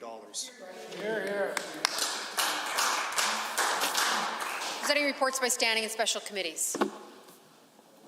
The honourable member for Edmonton, Rutherford, or correct, Leduc Beaumont. Leduc Beaumont, that's correct. Thank you, Mr. Speaker. As chair of the Standing Committee on Private Bills and Private Members' Public Bills, I am pleased to present the committee's final report on Bill 204, the Anti-Racism Act sponsored by the honourable member for Edmonton City Centre. This bill was referred to the committee on March 24, 2022. Mr. Speaker, the report recommends that Bill 204 not proceed, and I request concurrence of the Assembly in the final report on Bill 204. The Honourable the Speaker apologizes and withdraws to the Assembly for the use of a proper name, I think is what happened there with Edmonton Rutherford. This is a debatable motion, and I see a number of members have risen, providing commentary that they would like to join in the debate for concurrence, which will take place at the next available Monday. Presenting petitions, notices of motions. The Honourable Deputy Government House Leader. Thank you, Mr. Speaker. I rise to give oral notice of Bill 22, the electricity statutes Modernizing Alberta's Electricity Grid Amendment Act 2022, sponsored by the Associate Minister of Natural Gas and Electricity. I also rise to give oral notice of Government Motion 24, sponsored by the Minister of Municipal Affairs. Be it resolved that when further consideration of Bill 18, Utility Commodity Rebate Act, is resumed, not more than 1 hour shall be allotted to any further consideration of the bill in second reading, at which time every question necessary for the disposal of the bill at this stage shall be put forthwith. I also rise to give oral notice of Government Motion 25, sponsored by the Minister of Municipal Affairs. Be it resolved that when further consideration of Bill 18, Utility Commodity Rebate Act, is resumed, not more than 1 hour shall be allotted to any further consideration of the bill in Committee of the Whole, at which time every question necessary for the disposal of the bill at this stage shall be put forthwith. Finally, I rise to give oral notice of Government Motion 26, sponsored by the Minister of Municipal Affairs. Be it resolved that when further consideration of Bill 18, Utility Commodity Rebate Act, is resumed, not more than 1 hour shall be allotted to any further consideration of the bill in third reading, at which time every question necessary for the disposal of the bill at this stage shall be put forthwith. Introduction of bills. The Honourable the Associate Minister of Red Tape Reduction. Mr. Speaker, I request leave to introduce Bill 21, Red Tape Reduction Statutes Amendment Act 2022. With Bill 21, our sixth red tape reduction bill, we are continuing to cut red tape that will support investment and economic growth, reduce unnecessary regulation, improve service delivery, and make life better for Albertans. The amendments included in this bill will speed up government approvals, enable local solutions for local problems, and streamline and update legislation for greater clarity. We are committed to cutting red tape by 1/3, and Bill 21 is one more step to help us get there. With that, Mr. Speaker, I hereby move first reading of Bill 21, Red Tape Reduction Statutes Amendment Act 2022. The Honourable the Associate Minister of Red Tape Reduction has moved first reading of Bill 21, Red Tape Reduction Statutes Amendment Act 2022. All those in favour of the motion for first reading, please say aye. Aye. Any opposed, please say no. In my opinion, the ayes have it. That motion is carried and so ordered. Bill 21, Red Tape Reduction Statutes Amendment Act 2022 is now read a first time. Tabling returns and reports. Are there tablings? Seeing none, the clerk. Tablings to the clerk. I wish to advise the Assembly that the following document was deposited with the Office of the Clerk on behalf of Honourable Mr. Copping, Minister of Health. Responses to questions raised by Mr. Shepherd, Honourable Member for Edmonton City Centre, and Mr. Lowen, Honourable Member for Central Peace Notley, March 15, 2022. Ministry of Health 2022-23 main estimates debate. Honourable members, we are at points of order, and at 2 o'clock and 2:01, the Deputy Government House Leader rose on a point of order. I understand he intends to withdraw the point of order at 2 o'clock and debate the point of order at 2:01, but I will wait to hear his remarks. Yes, Mr. Speaker, thank you for acknowledging me. I rise on a point of order 23H, I, and J. At the time, the Premier was speaking and answering a question in the first set of questions of the day in question period when the Leader of the Opposition said in a heckle that it was so important to say it twice, "You're making things up." This is certainly one indirect way of saying you're lying. It imputes false motives of a member, which would be a contravention of Standing Order 23H, I, and J. And so I would encourage that, I would ask that the member from Edmonton Strathcona apologize and withdraw for those remarks, or on her behalf, the opposition House Leader. The Deputy Opposition House Leader. Thank you, Mr. Speaker. I certainly didn't hear that heckle, so I will leave it to you to decide. Well, honourable members, I also certainly, if the Leader of the Opposition did say you're making things up, that would be a point of order, because the Speaker has ruled on a number of occasions that that particular language is a point of order, and on particular on page 6144 of Alberta Hansard from November 16th. I'm sure you will all remember such an auspicious occasion where a member of this assembly had to apologize for saying just that. Having said that, well, I heard many things that the Leader of the Opposition heckled today. I did not hear that, and so if the Honourable Deputy Opposition House Leader also makes such an assertion, I am unable to rule, and the Speaker, according to page 624 of House of Commons Procedures and Practice, we all know that it says the Speaker not be expected to rule on comments that they may not have heard, and as such, this is not a point of order. I consider the matter dealt with and concluded. Also at 2:35, the Honourable, Government House Leader, the Deputy Government House Leader, rose on a point of order. I'm not sure if he would like to, he's withdrawn that point of order. I consider the matter dealt with and concluded. Honourable members, last week, there was significant debate around a point of privilege of which I am prepared to rule. However, I believe the Deputy Government House Leader has a statement he would like to make. Indeed, I do, Mr. Speaker. Thank you for recognizing me. On March 31st, 2022, during the extensive tablings that included multiple cases of unparliamentary language being used by the member from Central Peace Notley, the Government House Leader rose on a point of order. During the argument of this point of order, the Honourable Government House Leader stated that he would bring forward a standing order motion so that members opposite could not abuse the tablings process. On this side of the House, we maintain that stating that a motion we brought forward for members' consideration and debate is in no way constitutes a threat and certainly was not intended as such. While no offense was intended with the remarks, the member opposite has indicated that he felt offended during the exchange. As such, on behalf of the Government House Leader, I happily withdraw any remark that occurred during that exchange in the point of order on March 31st, 2022 that may have caused the offense. Honourable members, I find it quite unique that the Government House Leader would provide a statement for a colleague to read on such a serious matter. Having said that, I have been in correspondence with the Government House Leader today and have accepted his absence from the Assembly as a significant, serious, and reasonable absence from the Assembly. And because it's important that the statement be made prior to the ruling, and while there may be areas of disagreement in the statement of the Deputy Government House Leader, I will, as I have in the case of members of the opposition, accept the withdrawal on a point of privilege and consider the matter dealt with and concluded. We are at orders of the day, orders du jour.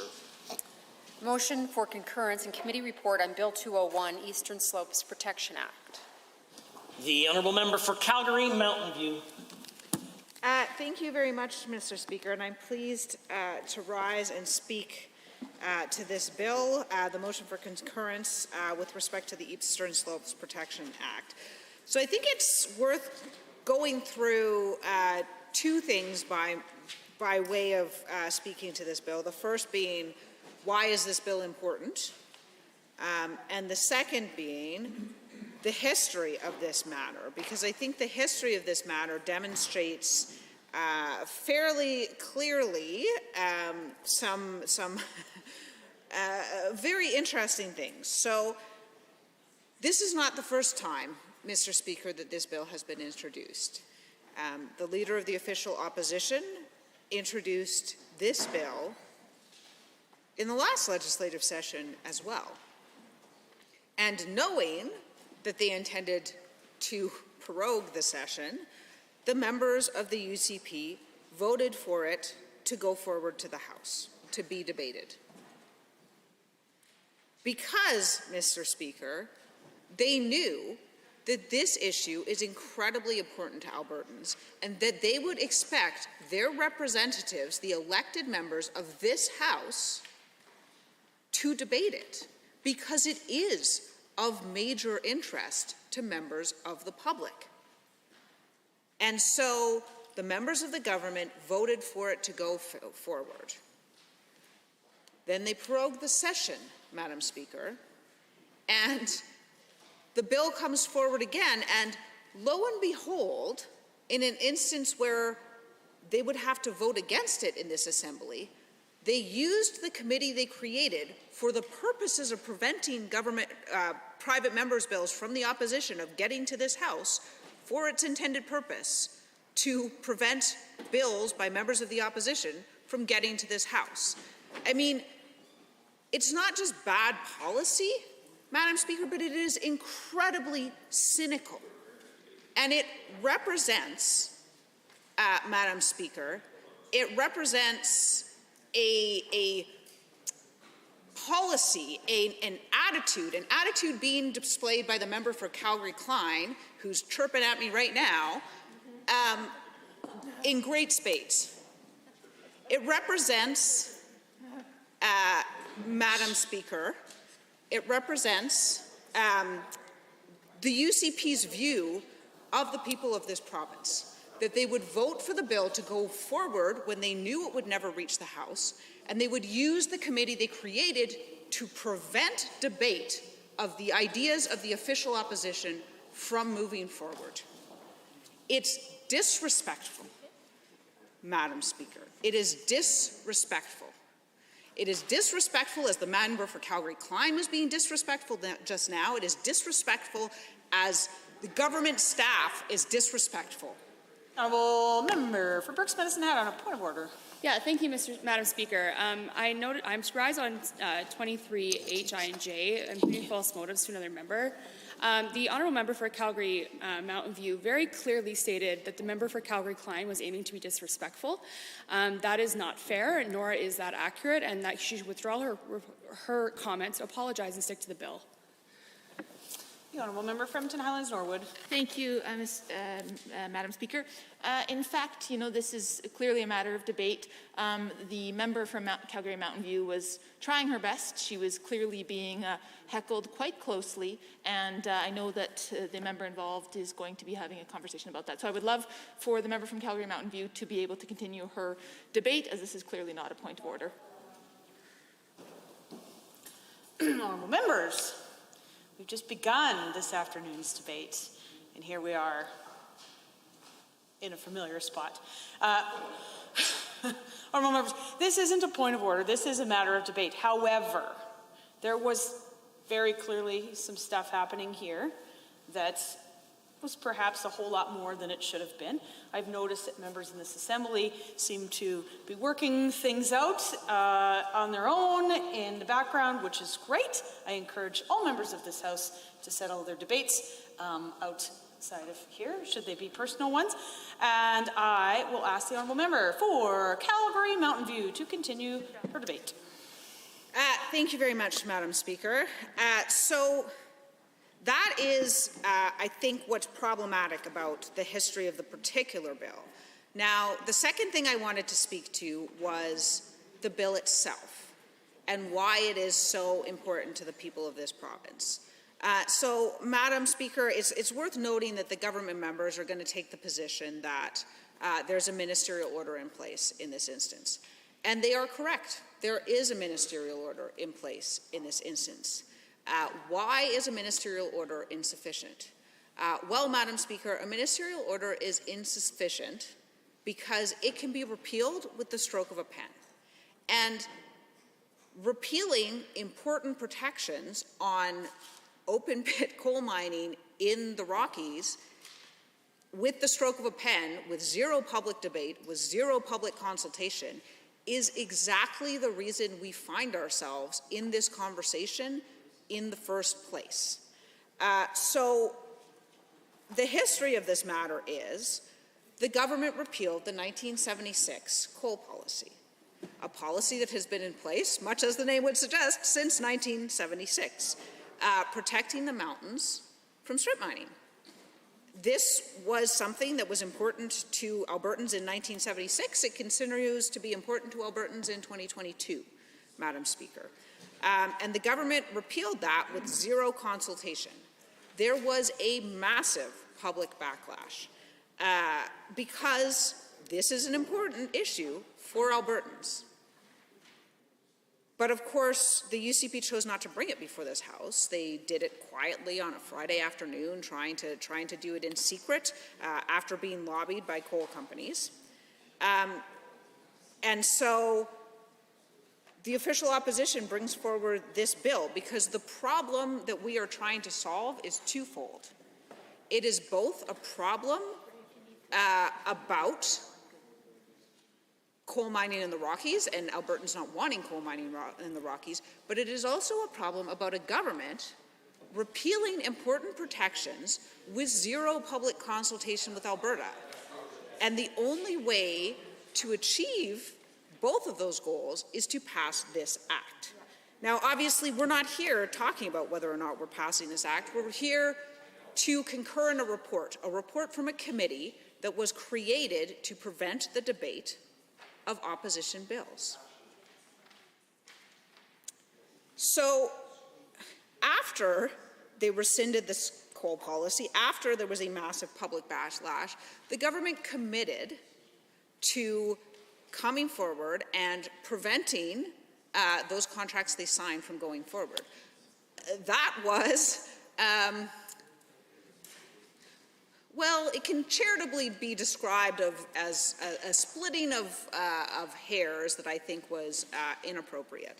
So there had been a whole number of applications that had come in during the time that the protections were in place that were basically on hold while those protections were in place. When the protections were lifted, all of those applications went through. Now, new applications also came in, and the government got rid of those new applications, but they certainly left the public with the impression that they got rid of all of the applications. That is not correct. They got rid of only the new applications, and so a number of projects did in fact proceed forward. And so that is the reason that we bring forward this bill, is because the government can't be trusted on this issue, and Albertans know that the government can't be trusted on this issue. And so Albertans deserve to have a public debate in the legislature which is their house. They send elected representatives here to have public debates on issues that are important to them. But the UCP members of that committee have voted to prevent that debate from occurring. They didn't just vote against the bill. They didn't just vote not to protect the eastern slopes from coal mining. They voted not even to discuss it in this place. So this 1 hour, this debate on the concurrence in the motion, is the only public debate that Albertans will ever get on this. And I think, Madam Speaker, that that is incredibly sad. I think that that is a disservice to democracy, and it is a disservice to the people that we serve. It is also a disservice to the future of this province, because the reason Albertans so vehemently oppose this is because of the effect that it has on our beautiful landscapes, on landscapes that make us who we are. These are part of us as Albertans, and they are important to us. And that is why Albertans responded so strongly to the UCP's removal of those protections. And that is why I think it is the obligation of every member of this House to vote against concurrence in this report and to ensure that the bill can proceed to the House so that we can have the debate on these issues that are important to Albertans. It is also important to Albertans that we protect our water and our land for future generations. We all know that water is a resource that will be becoming increasingly important and increasingly rare. And this, the removal of the protections that this bill is meant to reinstate, have a huge impact on that. They have a huge impact on the protections of our land and water, protections that are important to the people of this province. So I think that the actions of the UCP members on the committee in denying so much as debate on a bill that is this critical, that is this important to the people of Alberta, is disrespectful. I think it's disrespectful to their constituents. I think it suggests that they don't understand how important this issue is. It's one thing, Madam Speaker, to disagree on policy. It is quite another. Are there others? The Honourable Member for Brooks Medicine Hat. Thank you, Madam Speaker.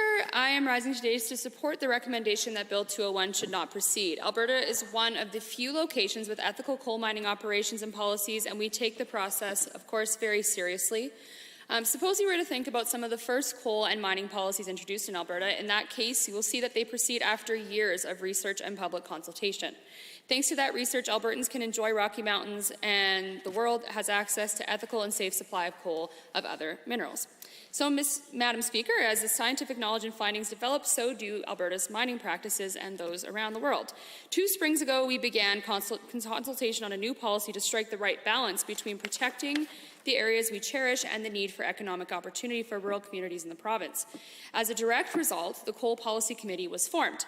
The committee conducted meaningful consultations to ensure the development of modern coal policies by Albertans and for Albertans.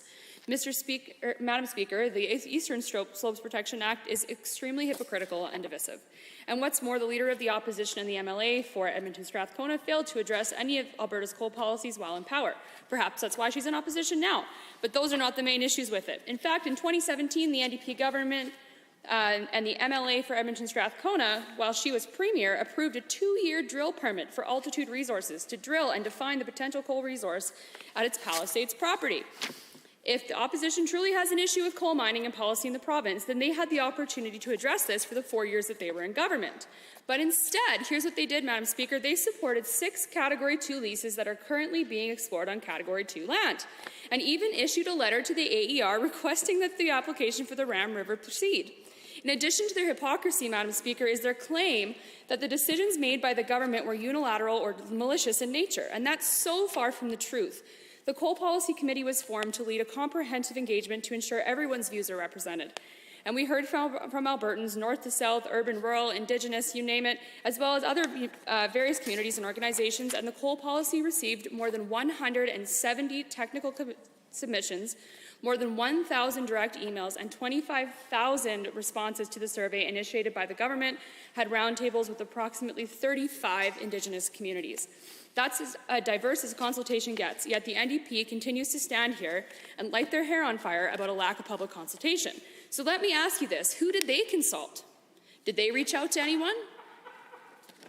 Madam Speaker, I could go on and on about the NDP's assertions on this bill. However, it all comes down to their claims being accurate and not in favour for Albertans. Currently, Environment and Parks regularly monitors water quality, including selenium levels, at 116 river and tributary sites across Alberta, plus an additional 31 tributary sites throughout the oil sands monitoring program. In addition, exploration and development are now restricted in the eastern slopes on Category 2, 3, and 4 lands. And on top of that, Madam Speaker, you know, our government has made historic investments, the largest investments in the province's history in irrigation. We've also made historic investments in drought mitigation. With that irrigation investment, we've also talked about flood mitigation. So the NDP wants to talk about water. They can talk about water all they want, but they've done absolutely nothing in their 4 years, or as opposition, I don't even think they've talked about this, to deal with water insecurity for farmers, especially drought-ridden areas like southern Alberta that I represent. So it's hypocritical at the very least, Madam Speaker. Alberta will continue to provide feedback to Environment and Parks and Climate Change Canada about the federal coal mining effluent regulations, which are expected to be finalized by the end of 2023.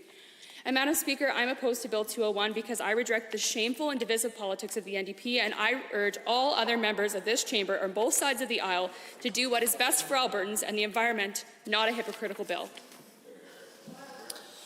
The honourable member for Calgary-Klein, followed by the honourable member for Edmonton-Decour. Thank you, Madam Speaker. I am certainly enjoying this very public debate that we're having here in the legislature on Bill 201, and thank you for all for taking part in this important discussion. I rise today to state that Bill 201 should not proceed. Let's be honest here, this bill is not necessary. The Minister of Energy went back to the drawing board on March 4th, and it was made clear that our government and Albertans want to get the coal policy right. And I want to thank the Minister for listening to Albertans.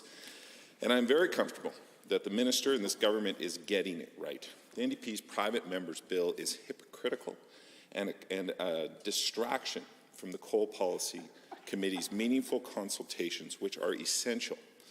an essential step to ensuring that the modern coal policy is developed by Albertans for Albertans. However, Madam Speaker, there is no need to take my word for it. I trust the more than 170 technical submissions, as well as over 1,000 direct emails related to this topic from Albertans. How about the 25,000 plus survey responses from Albertans? The consultation did not end there. There were more than 70 meetings with interested parties, including industry, non-government organizations, Indigenous representatives, academia, subject matter experts, and over 15 municipalities. Consultations also included bilateral meetings and virtual roundtables with approximately 35 Indigenous communities to go along with 3 tours of coal-producing regimes.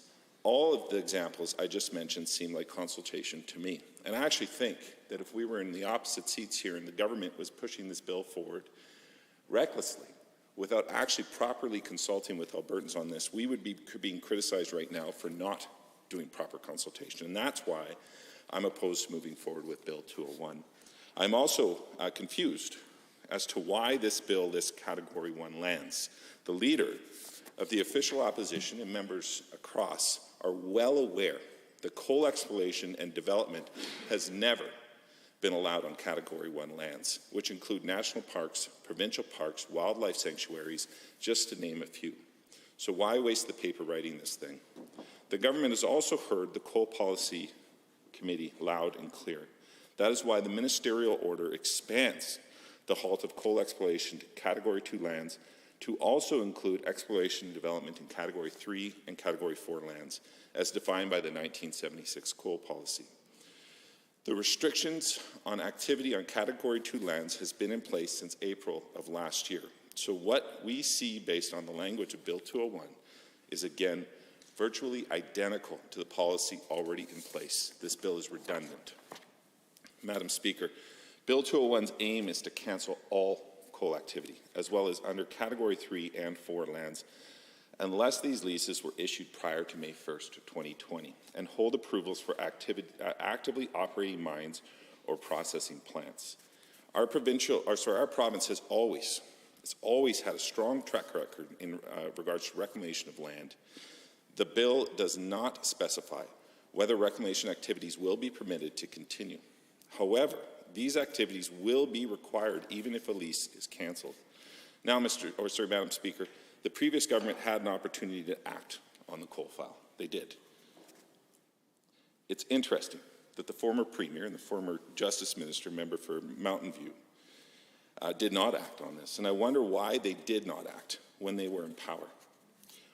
Was it not important to this government? There are 6 Category 2 leases currently being explored. 4 began exploration under the 1976 Coal Policy. During her premiership, when she had the opportunity to address this policy, her government supported these initiatives. The member for Calgary Mountain View supported these initiatives. The NDP went as far enough as to issue a letter to the AER requesting the application for Ram River to proceed. I guess they had the political capital to burn at that time. Mr. Speaker, I know this is not a question period, and thankfully the NDP are no longer in government. However, if I was to pose the question to the member for Edmonton Strathcona or the member for Calgary Mountain View, it would be based on the current bill. Is she now opposing the types of projects that her government supported only a few years ago? If so, what has changed? The hypocrisy doesn't stop there, Madam Speaker. In March of 2018, the member for Lethbridge West and former Minister of the Environment was questioned about development of metallurgical coal in the Eastern Slopes. In response, she said, "Of course, Alberta does have a number of metallurgical coal interests, and we will continue to develop those interests."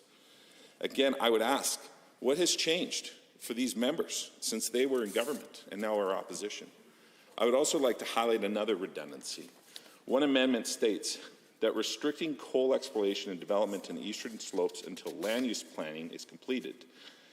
Madam Speaker, I am thrilled to tell members opposite that is already in the coal report, which the government is currently acting on. Madam Speaker, I want to remind the House that the committee's report and recommendations, in combination with input from Indigenous engagement process, make it clear that modernizing Alberta's management of coal resources is a complex undertaking that must be done with care. It does not mean canceling projects that are already underway, it does not mean underway by the snap of a finger. What do you tell the workers in this industry when they are out of work and not able to feed their families? We will not be putting hardworking Albertans out of work or endangering projects that are safely already underway. This is just more evidence that our government is there for the hardworking men and women of Alberta who are safely, responsibly harvesting our resources. The bottom line is that the coal report was done with thorough consultation with industry, municipal governments, Indigenous communities, experts, and of course, everyday Albertans. I cannot speak for the NDP and who they may or may not have consulted with their bill. However, I have the utmost trust, faith, and confidence in the Minister of Energy and the government to get this right. With the industry being consulted, this will help us create a coal policy that will protect our most precious spaces while also creating a business environment where responsible projects will not simply be cancelled because of ideological drive. I am opposed to Bill 201, and I urge all members of this Assembly to vote against or to vote in favour of non-concurrence. Thank you, Madam Speaker. The Honourable Member for Edmonton-Dacour. Well, thank you, Madam Speaker. Appreciate the chance to respond to the last couple of speakers, some of the things that they were mentioning in their comments. You know, maybe I'll start off here. We keep hearing about, well, why didn't the former government do this? Why didn't the former government do that? Well, the former government didn't, under the cover of evening, you know, right before, I believe it was even a long weekend, remove the 1976 coal policy just like that. Probably thought, oh, 1976, that must be red tape. You know, that's just old. Let's just get rid of it. That is what triggered this whole exercise. So it's funny that the members opposite seem to leave that detail out. Okay? So this has been going on, certainly for a very long time. Alarm bells were raised when that happened. Now, all we need to do is look to one of the provinces right beside us to see a living example of what happens when our water system gets contaminated. Now, you know, you can always go down that road, oh, you know, the human body needs selenium. Sure, in very, very tiny qualities. But when you're sitting here measuring down from that disaster that happened to our neighbors, and you're, I think it was something like 20 miles downstream from the event, and you're seeing levels something like 5-6 times higher, like lethal, that the human body can absorb, that needs to be the moment to pause. You know, listen to the one member talk about the historic investment in irrigation in southern Alberta. Absolutely great, totally on board with that. Would be a complete waste of money if we contaminate the water. People won't be able to drink it, we won't be able to irrigate with it, and all of that money that we just spent on all of that great infrastructure is now to waste. And that was what people in southern Alberta had a really big problem with. Hence, leading to Bill 201, the exact same bill that members opposite voted in favor of at the Private Members Committee, that it should be debated. Nothing changed. So, you know, as a member who sat on this committee since the beginning of the 30th legislature, I've clearly seen members who have sat on that committee through a concerted effort have decided that private members' bills from opposition members don't deserve debate in this House. And then the ones that did, clearly we've seen are far enough down on the list, and we all know that the limited amount of time private members get in this House, that those bills wouldn't be debated. So how do you get from supporting a bill to be debated in this House to all of a sudden not? Oh, well, the government took action. We did all kinds of consultation. Great. So all of that effort, all of that work, and the best thing we could come up out of that, Madam Speaker, was a ministerial order? Everybody knows, and if you don't, you should learn, that a ministerial order, as fast as it's tabled, can be taken away. Just look at the 1976 coal policy. That was actual legislation. Gone. Snap of the fingers. You think a ministerial order is going to slow things down? Come on. I'd hope that you are all able to get to this House with some degree of understanding. I keep arguing over and over and over again in this House, Madam Speaker, about language. Where does it say in that ministerial order that it cannot be canceled unless approved by this House? Spoiler, there isn't. There's no language for that. And so it can be removed by the decision of one person, snap of a finger, no problem. So we're left to basically that same thing that we've heard over and over again. Well, just trust us, we'll get it right. Well, I hate to tell you this, I can't trust this government because the leader of this government couldn't manage a simple promise of delivering a donors list. How am I supposed to trust something much larger than protecting our water system? That's what triggered Bill 201 and why we need to get something in place. That way it comes before all of us.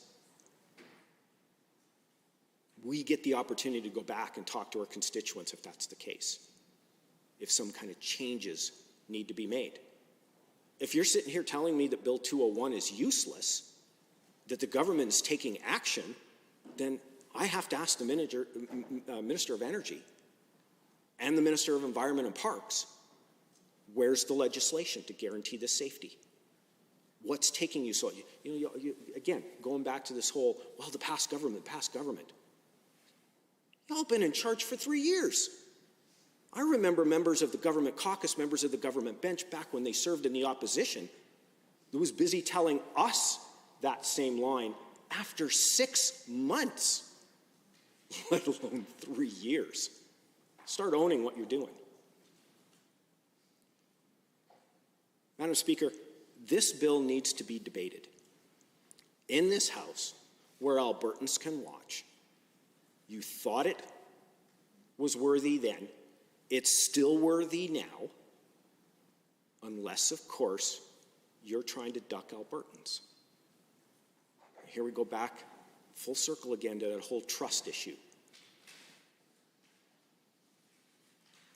I've heard the Minister of Municipal Affairs before in the past saying, we need to work harder to regain the trust of Albertans. I agree, you do. You have an opportunity here.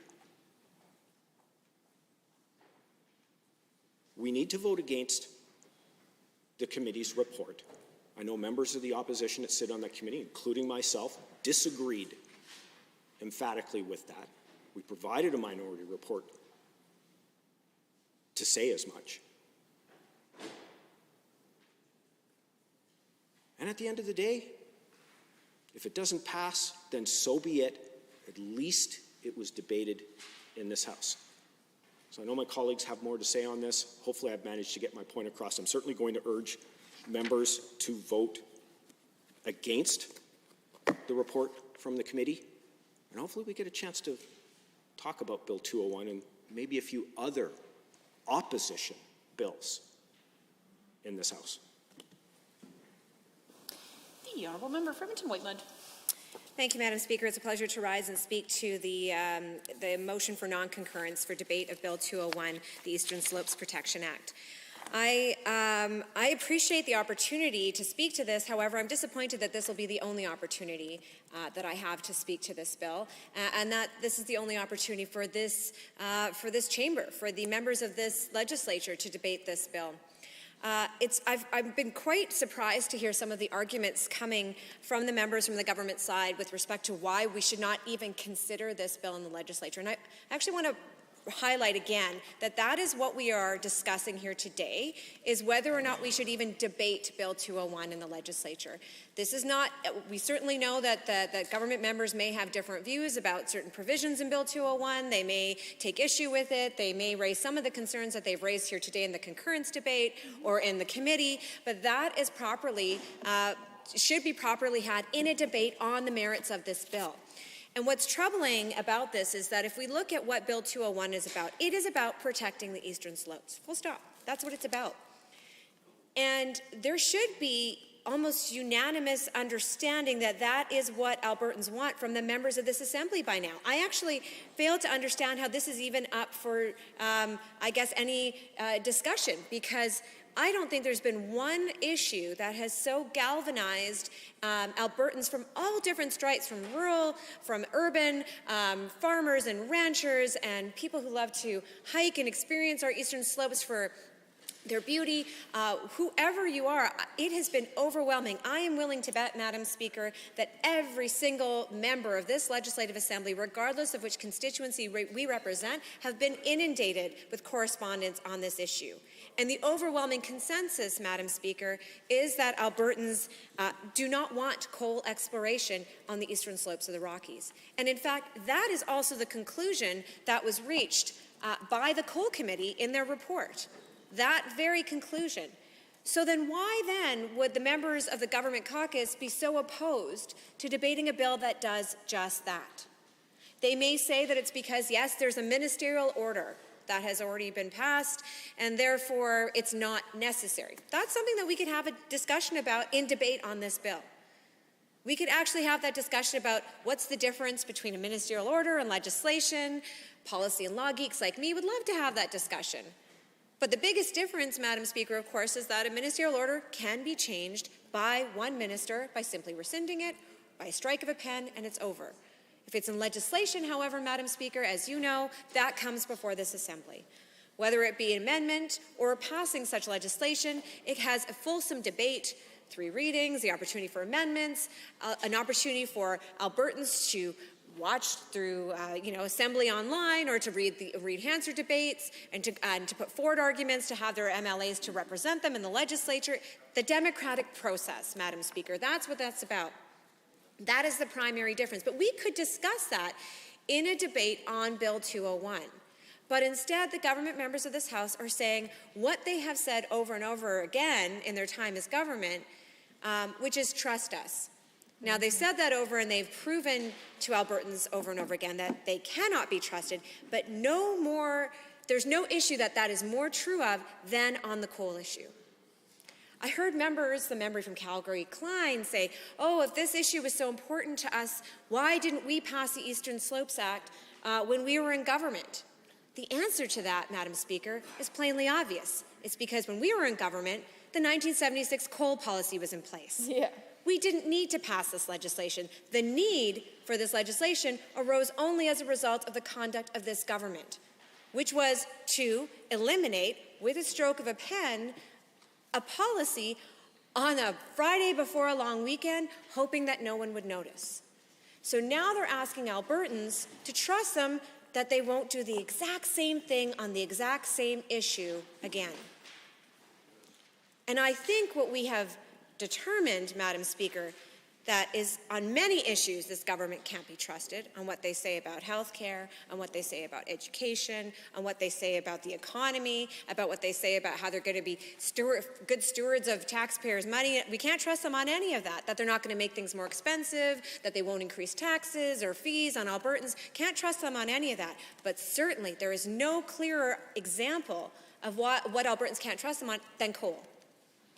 And I know that that's the case because, Madam Speaker, even this past weekend, In my constituency of Edmonton Whitemud, I was outdoor knocking this past weekend. Beautiful day for it, might I add. Gorgeous weather. Knocking on the doors, lots of people excited to talk to me, and I was excited to hear what they had to say.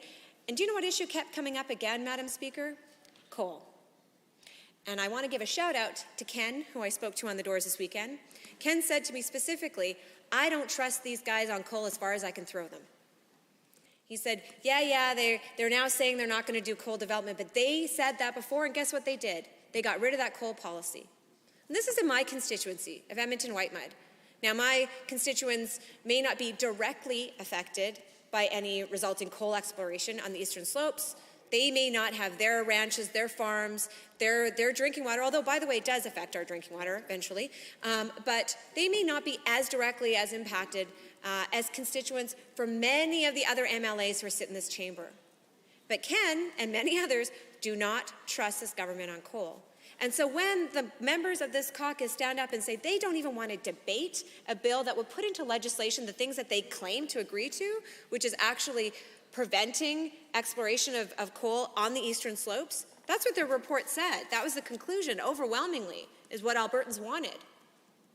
They claim now to be the grand stewards of the eastern slopes. So why don't they want to even debate a law that would protect that? Perhaps, once again, when given the opportunity to earn back Albertans' trust, they're going to throw that in Albertans' face again. Honestly, Madam Speaker, this is an opportunity. The government should be thanking us for providing them this opportunity, or thank the member from Edmonton Strathcona for bringing forward a bill to put into legislation to codify what they claim to be the case, which is that they do not support coal exploration on the eastern slopes.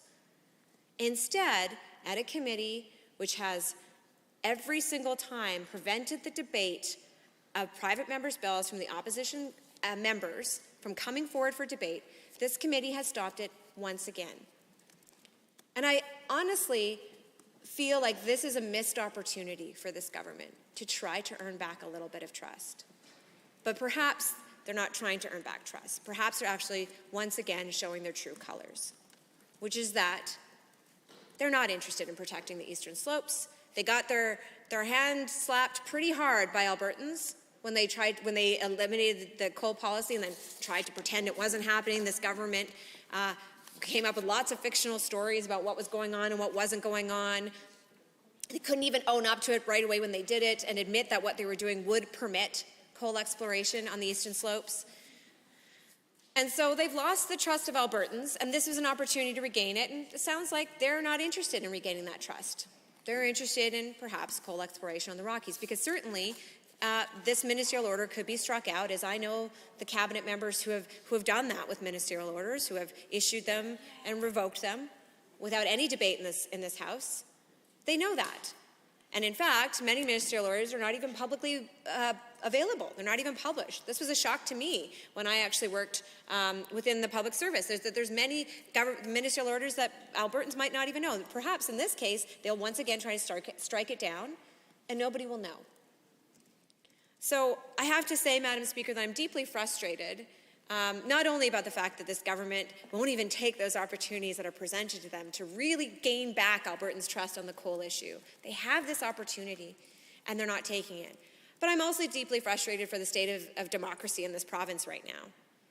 Not one single private member's bill from a member of the opposition has come forward for debate in 3 years. Not one. I do recall when the NDP were in government, there were several private members' bills that were passed by opposition members. I know we've discussed some of them. Some of them have been brought in. They at least had a fulsome debate. It's no doubt that this government has a majority in this House. If they don't like a piece of legislation, they can prevent it from passing. They can with their numbers in this House. But the fact that they're even afraid to have that debate speaks volumes about who this government is and why Albertans continue to not be able to trust them. Thank you, Madam Speaker. Are there others wishing to join the debate on the motion for concurrence? The Honourable Member for Edmonton Highlands, Norwood. Thank you, Madam Speaker, and it is, as always, an honour and a privilege to rise in this House. And I was chatting with a school group not long ago, and they were just asking, a couple people kind of asked what the hardest part of my job was, and I always stumble on that question, but because I have to talk about the fact that we are so privileged to be in this chamber. We are, I'm one of only 87 MLAs, and so I think it's just a good reminder to just think about the role that we have. And as always, the first time I rise during a week, I would like to also give a shout out to all those on the front lines who are doing so much for all of us as we are still in the midst of a pandemic. And so I talk a little bit about, the privilege that we have as members. I lay that as some context to my argument today, because the opportunity to present a private member's bill is a very rare one, and it's a privilege that many MLAs may not even ever get a chance to do. I've not been lucky enough to have one myself, and I know the member for Edmonton Strathcona was incredibly lucky to be drawn first. I'll have to check with her. I can't recall actually if she's had multiple opportunities to introduce a private member's bill. I mean, she has been around a long time. That's not a ageist joke. She's just one of our longest serving members, I think, in the entire chamber, in fact. And it is such a privilege, and I know the work that my colleague from Edmonton Strathcona put into this bill, and of course the previous iteration of it as well. And I know the consultation that was done. So for the member from Brooks Medicine Hat to ask about consultation is just quite disingenuous and quite disappointing, I might add. And I'm getting serious deja vu from quite recently, having the honor of sitting on the private members' bills committee and seeing my colleague from Edmonton City Centre, the truly countless hours that was put into his bill, the Anti-Racism Act, Bill 204, and gosh, just how much consultation was done.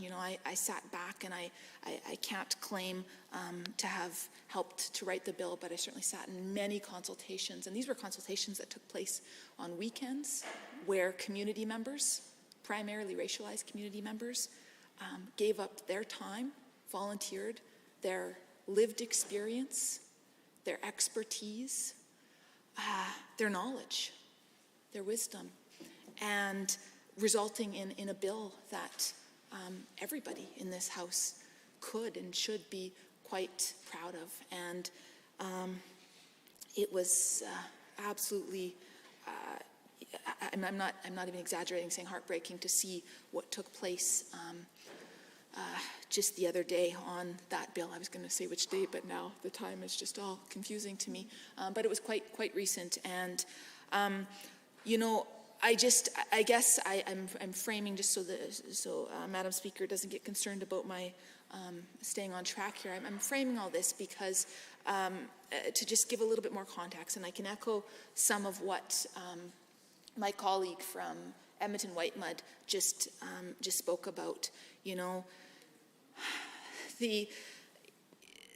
What we've seen, I've been able to serve on this committee, the Private Members Bills Committee, since it was formed, and we've seen a clear pattern from this government. And Bill 204 just the other day was just another bill in a long list of many that this government refused to move for debate in this chamber. And if other members, like the member for Calgary Southeast, would like to join debate and present his position on this, I'd love to hear that, and other members from Calgary too, because you know what, I've spent a number of hours knocking in various Calgary constituencies, and I love being able to talk about door knocking in Calgary. And so I've knocked in a number of members' ridings, and protecting the eastern slopes, protecting our mountains comes up a lot. It really does. I've knocked on doors in Calgary Klein, in Calgary Foothills. Oh gosh, the list goes on. I don't need to tell you the whole list. I'm going back, in fact, in early May, and I'm going to be knocking on many more. I've even knocked on, Calgary Mountain View, so I'm not just going after seats we plan to flip, but even, I know the member from Calgary Mountain View who spoke quite eloquently about this bill, I know she hears about it at the doors a lot. And, I often, my line when I talk to Albertans is, I'm there to listen. And so I don't want to plant any seeds. I just say, I'm your MLA if I'm knocking on the doors in Edmonton Highlands, Norwood, as I was this weekend in beautiful Highlands. But if I'm knocking in another MLA's riding, I say, I'm Janet, I'm so-and-so from Edmonton, and I just, what issues are top of mind for you? And I can tell you, the top issues that I've heard recently in ridings outside of my own are healthcare, education, primarily curriculum, and mining, coal mining, and protecting our environment. And so it's not, it should be, it truly should be, incumbent upon all of us in this chamber to be listening to our constituents. And I don't know, I don't know how much the members opposite are knocking on doors in their ridings. I know I do hear from a fair number of folks who say they haven't heard from their MLAs a whole lot. But I would urge them perhaps to get out there and do so and take a similar approach. Ask your constituents what they're hearing. Because what you get in your email inboxes, or even on social media, that's not necessarily representative of the broader community. Because often the people who reach out to you are, the ones who, might be incredibly passionate about issues. They're not just maybe, they're a little bit perhaps more engaged than other constituents. And so when you come to constituents who aren't expecting you, and you, put them on the spot, I mean in a respectful way, of course, it's really interesting to see the responses that you get. And so I would urge the members of the UCP to be doing that, to be listening, not to be explaining away decisions that aren't supported by your constituents, because that's what we're hearing today. That's what we've heard from the members who've stood up to try to defend their position on Bill 201, the Eastern Slopes Protection Act. And I can't wait till the next time I'm in Calgary Klein, which will be hopefully fairly soon again, to talk about the fact that we are protecting the Rockies. We're protecting the Eastern Slopes. We're protecting our mountains from further coal mining. And sadly, I was here in the chamber and heard their current MLA denying this reality and refusing to stand up against coal mining on the Eastern Slopes and against the specific legislative requirements on environmental effects, water, right? Somebody, and I had to, sorry, I meant to, I have this in my notes here too, I meant to touch on a point around water, and apologies, I didn't get everything down that member said, but one of the members talked about how, why isn't the NDP talking more about protecting water? And I can tell you, defend her honor, the member from Edmonton Manning, who is of course our agriculture critic, has done a great deal of consultation. She's been on the road a whole heck of a lot, talking to rural communities and talking about the connections with the environment. I know she's talked to me about irrigation, some of those issues that are probably mostly above my head, I must point out. But, she's done that consultation. She was just on the road for, I think, a full week, just quite recently, talking to folks who are directly impacted. And you can say, that it's the surrounding communities around the Eastern Slopes that are most impacted. Well, no, I distinctly recall talking the last time I spoke to the previous iteration of this bill in the chamber about the fact that the water sources are impacted up here in the Edmonton area as well, right? There's deep interconnections there. And so it's not just an issue that impacts those communities surrounding the Eastern Slopes. It has an impact on all of us. And I hope we can acknowledge this. And are there others to join the debate? The Honourable Member for Edmonton Millwoods. Thank you very much, Madam Speaker. I'm pleased to rise today to join in the debate on the recommendation of the committee, and I speak to strongly encourage all members of this Assembly to vote against concurrence, to vote for this Assembly to consider this piece of legislation fully here in the Alberta Legislature. I believe that the Eastern Slopes Protection Act deserves a full and robust debate in the Assembly, an opportunity to listen to the feedback Albertans have given to put protections into legislation that cannot be undone with the stroke of a pen. And I will speak more to my reasoning and my support for the Eastern Slopes Protection Act. I do want to echo what we've heard. So right now we have a single hour to debate what the committee has recommended to this legislature, which is that the Eastern Slopes Protection Act not be debated. The same thing that this committee has essentially recommended for all NDP private members' bills. The exception to that, of course, being when this committee first reviewed the version of the Eastern Slopes Protection Act at a time during the last sitting when the government knew that the session was going to be prorogued. And so at that point, the members of the committee said, yes, we should debate this legislation, knowing full well it would never actually get that opportunity. A level of hypocrisy that really is quite startling, because of course the same members who voted that yes, it did deserve debate in this Assembly, when it was brought back again in the exact same form with the exact same logic and reasoning behind it, then changed their recommendation. And it's been very frustrating during the past 3 years as members of the official opposition, because of how this government is using the committee to ensure that no private members' bills from the official opposition ever receive full debate in this Assembly. And so many suggested bills have deserved that debate, and I think that it is an abrogation of this chamber's duties, and quite shameful when the standing orders were originally changed by the UCP government to insert a committee that would essentially vet whether a private member's bill deserved to be brought forward or not, allowed debate or not. We said during the debate of those standing order changes that it would be used to suppress issues that deserve debate in this chamber. Private members' business does not receive very much time in this chamber, Madam Speaker. And the choice from the UCP government to interfere with and to suppress private members' business, we argued against that when the standing order changes were brought forward in 2019.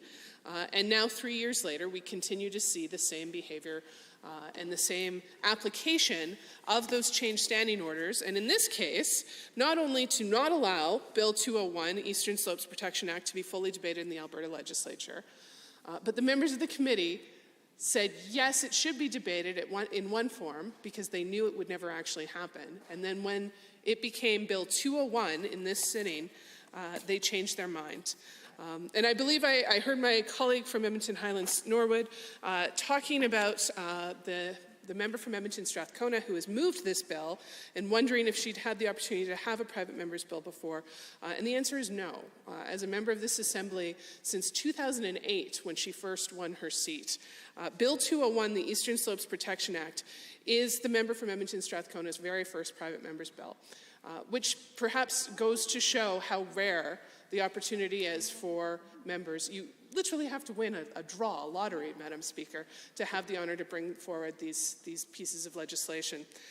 And to now know that Bill 201 will not be debated is incredibly frustrating, specifically because of the substance of the bill. So I've spoken now about how frustrated I am that the process is what it is, and that the government is not allowing these bills to be debated. I'll speak now briefly about why I believe Bill 201, the Eastern Slopes Protection Act, should be debated. And I would strongly suggest that for the past 2 years, the province has been engaged in an incredibly important conversation about coal mining within our Eastern Slopes.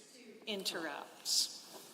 But Understanding Order 878.1, which provides for up to 5 minutes for the mover to close the debate, Honourable members, I will now call the question. On the motion for concurrence and the report on Bill 201, the Eastern Slopes Protection Act, does the Assembly concur in the report? All those in favour, please say aye. Aye. Any opposed, please say no. No. The division has been called. Ring the bells.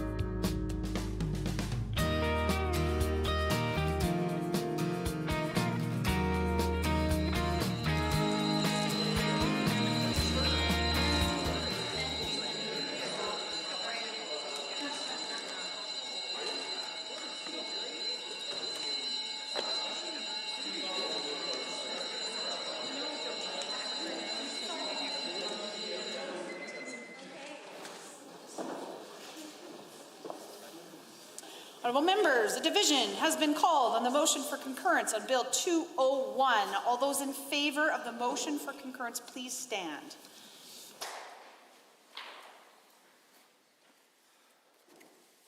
The Honourable Ms. Schultz, the Honourable Mr. Copping, the Honourable Mrs. Savage, the Honourable Minister LaGrange, the Honourable Mr. McIver, the Honourable Mr. Horner, the Honourable Mr. Nicolaides, Mr. Van Dyken, Mr. Amory, Honourable Mr. Luan, the Honourable Ms. Pond, the Honourable Ms. Isaac, Mr. Scow, the Honourable Mr. Nally, the Honourable Mr. Yassin, the Honourable Ms. Furr, Mr. Stephan, Mr. Smith, Mr. Singh, Mr. Hunter, Mr. Tour, Mrs. Ahir, Mr. Jones, Mr. Jean,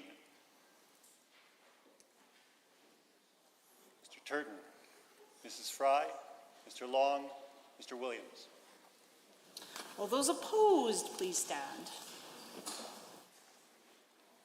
Mr. Shepherd, Ms. Gray, Ms. Renault, Ms. Pancholi, Member Irwin, Mr. Billis, Ms. Ganley, Mr. Nielsen, Mr. Dack. Madam Speaker, total for the motion 28, total against 9. Honourable members, that is carried. Under motions for concurrence in committee reports on public bills other than government bills, motion for concurrence in committee report on Bill 203, Technology, Innovation and Alberta Venture Fund Act. Honourable members, on April 20th, 2022, the chair of the Standing Committee on Private Bills and Private Members' Public Bills presented the report of that committee on Bill 203, Technology, Innovation and Alberta Venture Fund Act, and requested concurrence of the Assembly in that report, which recommended that the bill not proceed. As a member other than the mover rose to speak on April 20th, 2022, debate on the motion will proceed today. The motion to concur in the committee's report on Bill 203 has already been moved, and I will therefore now recognize any additional members who wish to speak. The Honourable Member for Edmonton-Decour. Well, thank you, Madam Speaker. Happy to rise this afternoon to try to maybe persuade members of the government side to finally debate any private member's bill that's been brought forward by an opposition member. I likely won't succeed, but we'll certainly give it the old college try, as they say.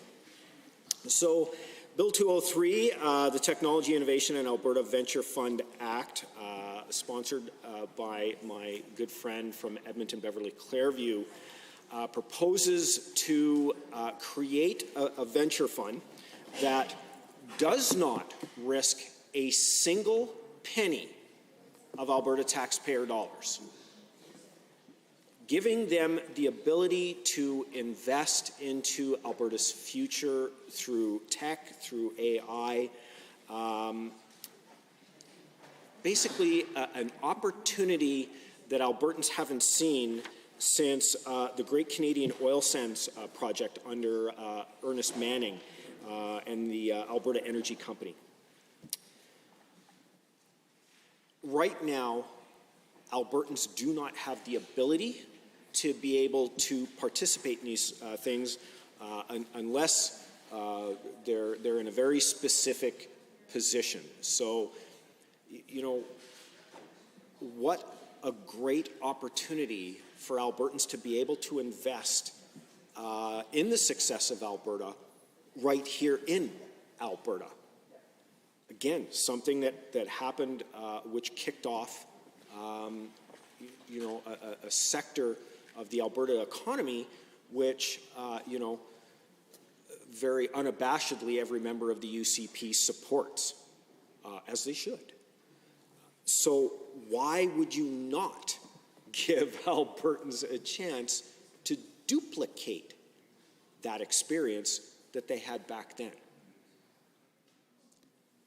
So it's, like I said, Madam Speaker, I mean, as a member of the Private Members Committee, you know, since the beginning of this 30th legislature, I don't know what words I could even use: disappointing, frustrating, surprising, completely confused about why a bill that was clearly supported by very, very successful business people here in the province with regards to investing in Alberta businesses, investing in startups, why they would not listen to those individuals. I can only come up with the one reason, and that was because it was an opposition member that brought this bill forward. A very good piece of legislation. Now, I know there's probably been some arguments about, well, you know, there was no consultation around who could manage this type of endeavor. Well, if there was such a great concern, Madam Speaker, around that, why didn't the government members invite stakeholders that could have spoken to that? I'm actually going to go out on a limb here. I'm going to bet there wasn't any. I'm betting that what little consultation members opposite partook in, all they heard was good stuff. Because that's what there is. It's about allowing Albertans to share in the prosperity. You know, I've said it time and time again. Tech, AI, I mean, please, we had an opportunity to jump on this train in the past, and unfortunately it didn't happen for whatever the reasons were. I remember this back when I was in college and whatnot, and some opportunities that had presented themselves to Edmonton, and you know, whatever the decisions were at that time, I wasn't as engaged. All I remember thinking was, wow, what a great opportunity. And unfortunately it wasn't taken advantage of, and look where things went. So very few times do you get a second go around to do that. And I always use the example, because it's so blatant, Madam Speaker, of the gaming industry. You know, again, what little free time I have, I get to participate and play games, including developed by our very own company here in Edmonton with BioWare. And when I was really excited about this, that industry was poised to be a $150 billion industry by 2023. So you can imagine my surprise when I decided to do a little checkup and see how things were going, see if maybe things had improved a little bit even further, and it actually doubled right now. $300 billion industry. Why don't we get a piece of that action? Why don't Albertans get the chance to get a piece of that action? Well, they could if we could set up the conditions for them to be able to participate. Just like they got the opportunity to participate in driving what would become one of Alberta's major economic sectors. And I have absolutely no doubt that tech and AI is going to jump up there very, very quickly.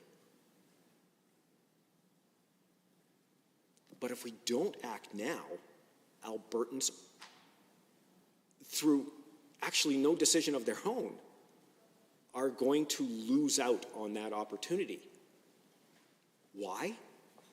Because the government doesn't want to entertain an opposition bill?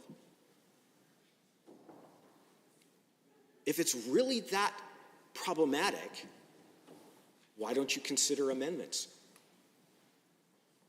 I mean, I would certainly never speak for the member for Edmonton-Beverly-Clareview, but, you know, I have a bit of an idea that perhaps he would entertain some amendments to the bill if there is such a concern around it. Thereby taking a bill that Albertans get a chance to participate in and make it even better. Like I said, he's done his homework. He's had major stakeholders speak in support of this bill. But unfortunately, we're not going to get the opportunity to really debate the bill because all there is an hour here. That's not debate. So, Madam Speaker, why would we deny Albertans at least the opportunity to learn why they're not going to get a chance to participate in the success of Albertans? Of Alberta companies. Because we've got some great opportunities here. Like I said, BioWare, huge success story. What are they here, 25 years now here in Edmonton? Yeah. Producing worldwide games. I play them. They're fantastic. And Aaron Flynn, one of the co-founders of BioWare. Aaron Flynn, one of the co-founders of BioWare. CEO of Inflection. CEO of Inflection supports this bill. I feel like I'm stealing from his notes here almost. But it is a good point. You know, seeing as how I'm on the subject, and I appreciate the member for Edmonton-Beverly-Clareview pointing that out, seeing as how I am talking about it. Are you telling me you don't trust his opinion? The amount of success that he's had here in the province of Alberta, the jobs that have been created? And I know that these are jobs. They're not minimum wage jobs by any stretch of the imagination.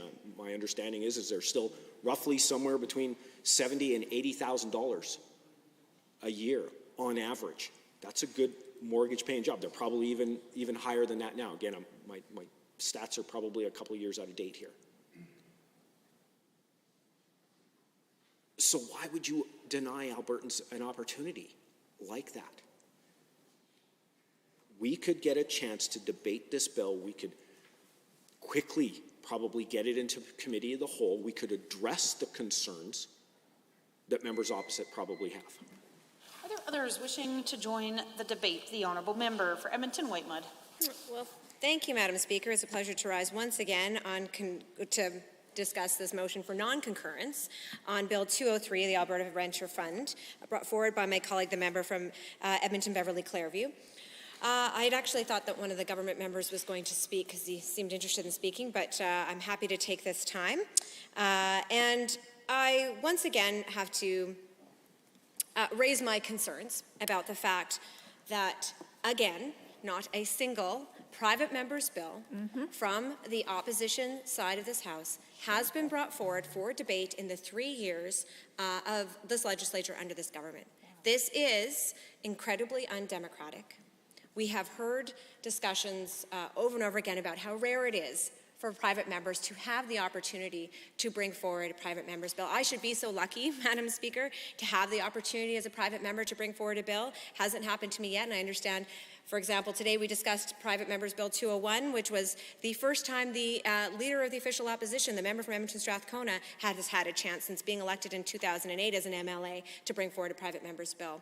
At every step, this government seems to be undermining our democratic institutions and the ability to even debate those bills that are brought forward by private members' bills. Because let's be clear, Madam Speaker, we could hear a spirited discussion about the nature of the provisions of Bill 203, what's good, what's bad, what could be improved, and amendments could be proposed. And I know the members of this side of the House would be welcoming of hearing those amendments.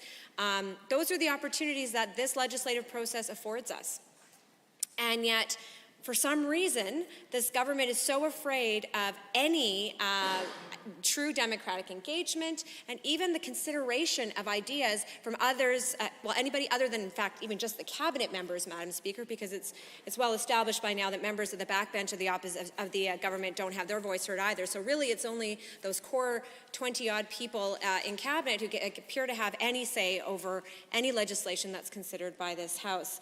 I want to speak to Bill 203 and just, you know, I was looking over some of the considerations that were made by the committee members when looking at Bill 203.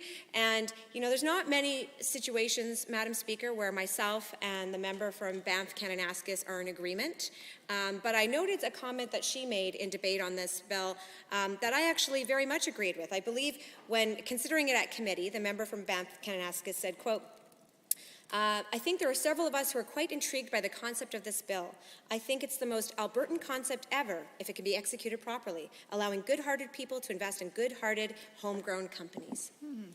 And, Madam Speaker, that is actually precisely what this bill is about. It actually capitalizes on what Albertans do best, which is that we are risk takers, we are innovative, we are creative, we take leaps forward on things that sometimes other people in other provinces don't. It's the reason why our oil and gas industry has been so successful. It's because people took risks. People took risks in innovation, and they took risks in terms of technology, and they did that, and that's what apparently is that's what's very strong about Alberta. So why would the government members of this House not want to support even the debate of a bill that does precisely that? Because let's be clear, Bill 203 would have established the Alberta Technology Venture Capital Fund under the Alberta Enterprise Corporation, and this fund would do what we've heard members of the government talk about. We want to encourage venture capital, we want to encourage startups, we want to encourage that innovation. What it would do is it would allow Albertans to invest a small amount that, you know, could be manageable by an individual Albertan who maybe is not able to make big investments in other startups, but they could contribute in a small way to make an investment into an Alberta company. So it's a win-win in that Albertans could invest their own dollars and see potentially great reward, but they're also investing it in Alberta companies. And so those two things are things that I would think there should be agreement in this House that we want to support. It appears that that's something that the government claims. They want more venture capital. They want more investment in tech. We've heard the Premier and the Minister for Jobs, Economy and Innovation, you know, talk about with big, loud voices about how Alberta's got its swagger back, but when they're given a good idea, which even members of the government caucus agreed were good ideas, to actually create this venture capital fund, which would allow individual Albertans to invest in Alberta companies, they say no. And there's two reasons. There's the reasons on paper that they say no, and then there's the other reason, and we'll get to that. The reason on paper they say no is shockingly because they thought it was too risky for Albertans. First of all, there's no taxpayer funds involved in this. So it's not a risk of taxpayer funds. It's individual Albertans making their decisions about how they want to invest their dollars. To say that Albertans can't be trusted with making potentially risky, but also potentially innovative decisions about how to invest their dollars, I am shocked to hear government members say that. Why don't they trust Albertans to be able to make really strong and creative and groundbreaking investment ideas? Isn't that the basis of enabling business and breaking down red tape and trying to encourage and attract investment in business? Is harboring that kind of risk-taking. Of course, anytime there's an investment in a startup, there's risk involved. And nobody's trying to hide that or belittle that. Certainly, those taxpayers, those Albertans who are deciding to invest in this would be, I believe it was part of the bill, that there'd be education about this so that they would understand what their investment is going towards. I can't believe that this government, doesn't trust Albertans to be investors. It's quite shocking, Madam Speaker, actually. So that's the reason on paper, is that for some reason, all of a sudden, they want to make business decisions for Albertans. They know better, and they're worried about Albertans' ability to make those decisions about when to invest in a venture capital fund. But the other reason is simply because this government can't conceive of any idea other than that coming forward from the 20 people in their cabinet. And maybe it's 20. Is it more than 20 now? I can't even remember. Who could keep up? So many associate ministers. Is it 24? Anytime there's somebody who they need to make happy, they get an associate minister job. Okay, so I think there's quite a few. I think, what is it, two-thirds? Two-thirds of Calgary MLAs now have a cabinet position of some kind. Must be a little bit frustrating for all the rest of their caucus. But in any event, anybody else other than those 20 people, 24 people in cabinet, who get to actually put forward bills, nobody else seems to have a good idea that's heard by this government. Certainly not members of the opposition. And again, as I said in my earlier comments, Madam Speaker, this is only about debating a bill, right? We're not talking about, we're not even actually supposed to be discussing the substance of the bill right now. We're just supposed to be talking about whether or not it should be heard for debate in this space. Why would the government caucus be so opposed to debating this bill in the legislature? Is it because they don't want Albertans to hear that they don't trust them with being investors? They don't trust them in making investment decisions? That's a shocking position. I mean, it is their position, apparently. If you look at the committee, that is their position. And maybe they're hoping nobody reads committee transcripts, and maybe I'm the only one who does. But so they're trying to avoid having that debate here in this chamber. But ultimately, this is a good idea, Bill. And we can talk about how to make it better, how to change it, how to mitigate some of those risks, perhaps. That could be done within the process that this chamber is set up to do, which is to debate a bill, make amendments. I don't know if it's a laziness about not wanting to do the work, or is it they just don't want to contemplate good ideas if it doesn't come from that front bench? Because that's certainly what it feels like on this side of the House, but certainly what it feels like to Albertans who see that not one single private member's bill from the opposition MLAs has been brought forward. And I will say once again, Madam Speaker, that when we were in government, there were a number of private members' bills brought forward by that time opposition members that not only got to see the light of day for debate, but were passed in this House with the support of government members. Yet this House is so afraid of the opposition, of anybody in their backbench, that we don't even debate bills in this space anymore. And as a private member bill, I find that, a private member myself, I find that deeply discouraging, but all Albertans should also find it deeply worrying. Because there is a cone of silence, a blanket of silence that this government places on anybody except for those 20 people. And I think Albertans are getting sick of it, and I know they're getting sick of it, Madam Speaker. I know I certainly am. So I look forward to an opportunity where private members in this House have the opportunity to bring forward bills with good ideas, doesn't matter where it comes from, to represent their constituents, local issues, local ideas, issues that may affect people all over this province. Nobody has a right to the good ideas. They come from all of us. And we have a right in this limited time, this limited space in this chamber to actually hear those.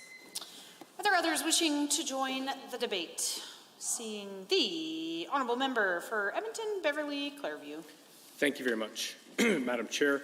I rise to speak to this bill, which it's disappointing that the government is shutting down debate on this bill, especially because the ideas of this bill, the two things it would do would create or legislate an innovation, technology innovation advisory council to the minister, which is what industry is asking for.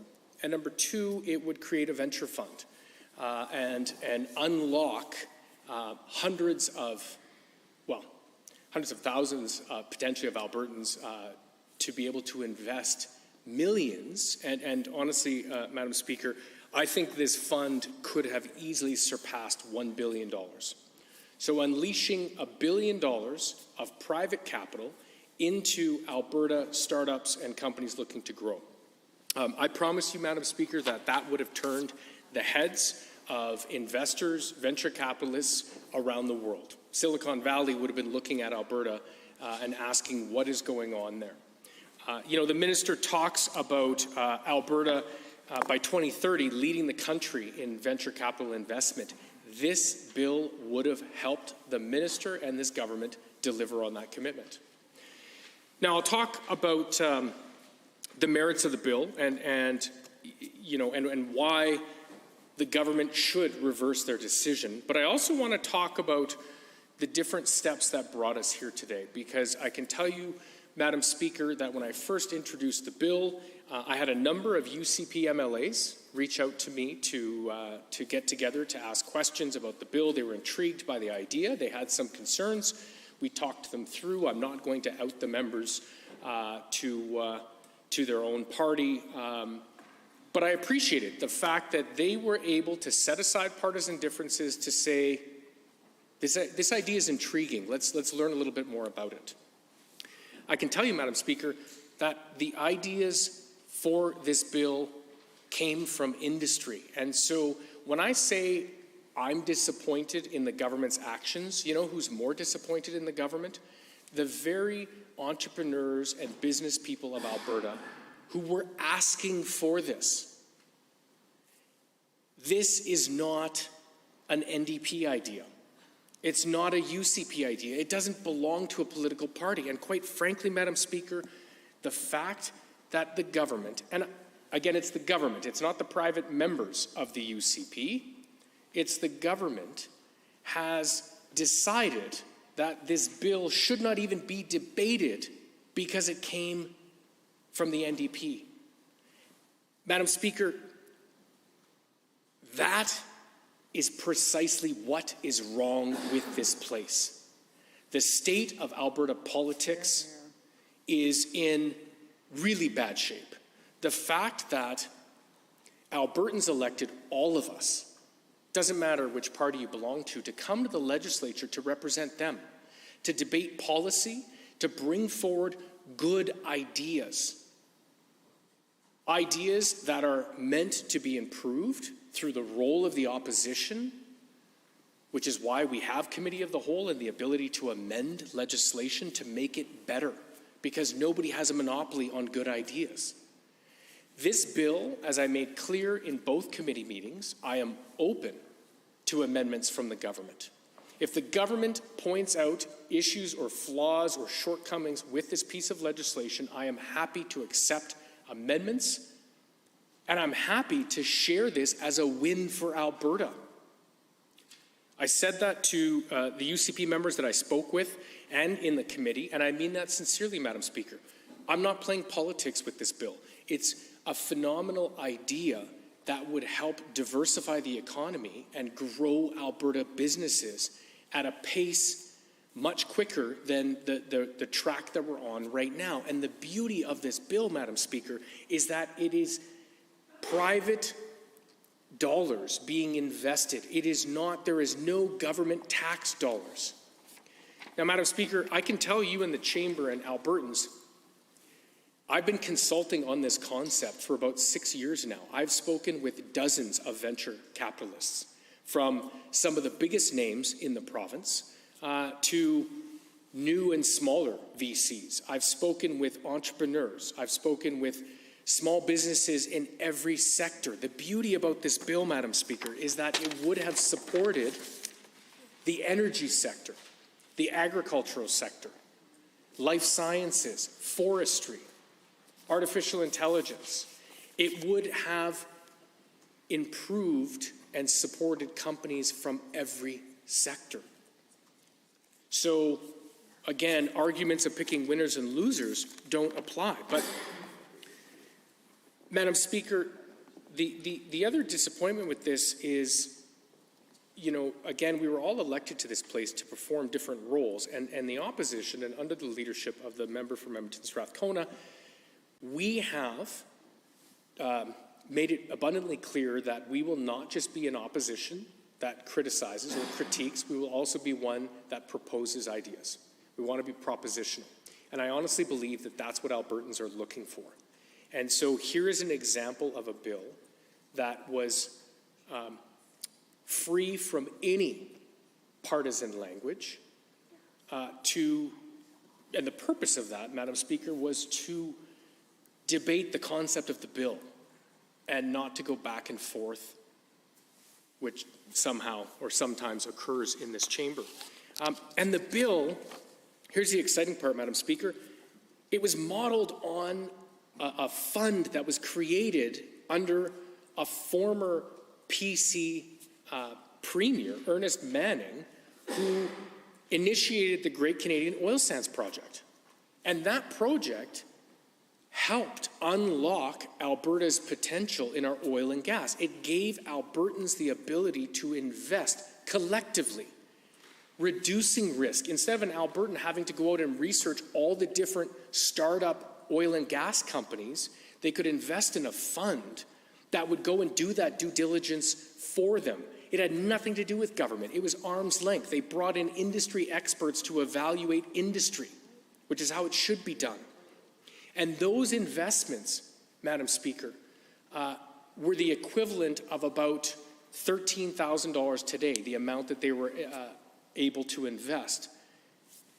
You take that $13,000 and you apply it to, say, 100,000 Albertans, and you now have a $1.3 billion fund. And I'll remind folks that Alberta's population under Premier Ernest Manning, which was much smaller than today. So today, I can only imagine a fund being past $1 billion, maybe past $2 billion. That would act as the magnet that everyone is looking or hoping that Alberta will be for venture capital, for companies. We would have companies relocating from across the country and around the globe to participate in this kind of fund. We would give Alberta companies a competitive advantage over every other company globally. That opportunity is in jeopardy in this moment. And Madam Speaker, what was frustrating for me was the fact that both parties were given the ability to invite stakeholders to speak on this bill. And I was ready for a stakeholder to come and present is this the best idea?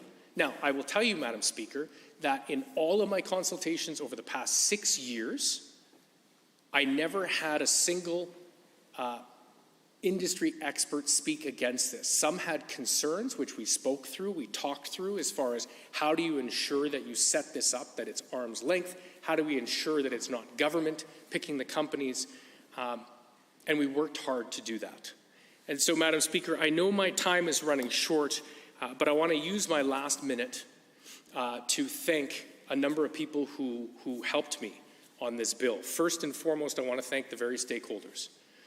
We had two, Aaron Flynn and Trent Johnson, who came to the committee meeting to speak in favor of this bill. My third stakeholder was Brad Zumwalt, who was prepared to speak but had trouble connecting. The dozens and dozens of other stakeholders that provided input into this bill and actually are disappointed because they were hoping that for once we could set aside partisan differences, share the stage, and bring forward and pass legislation that would benefit Albertans. I also want to thank our policy staff, Jan Nicholas, who did an incredible job helping me write this, and a shout out to Parliamentary Council and Trafton for helping me to write this bill. And as government, we will bring this forward.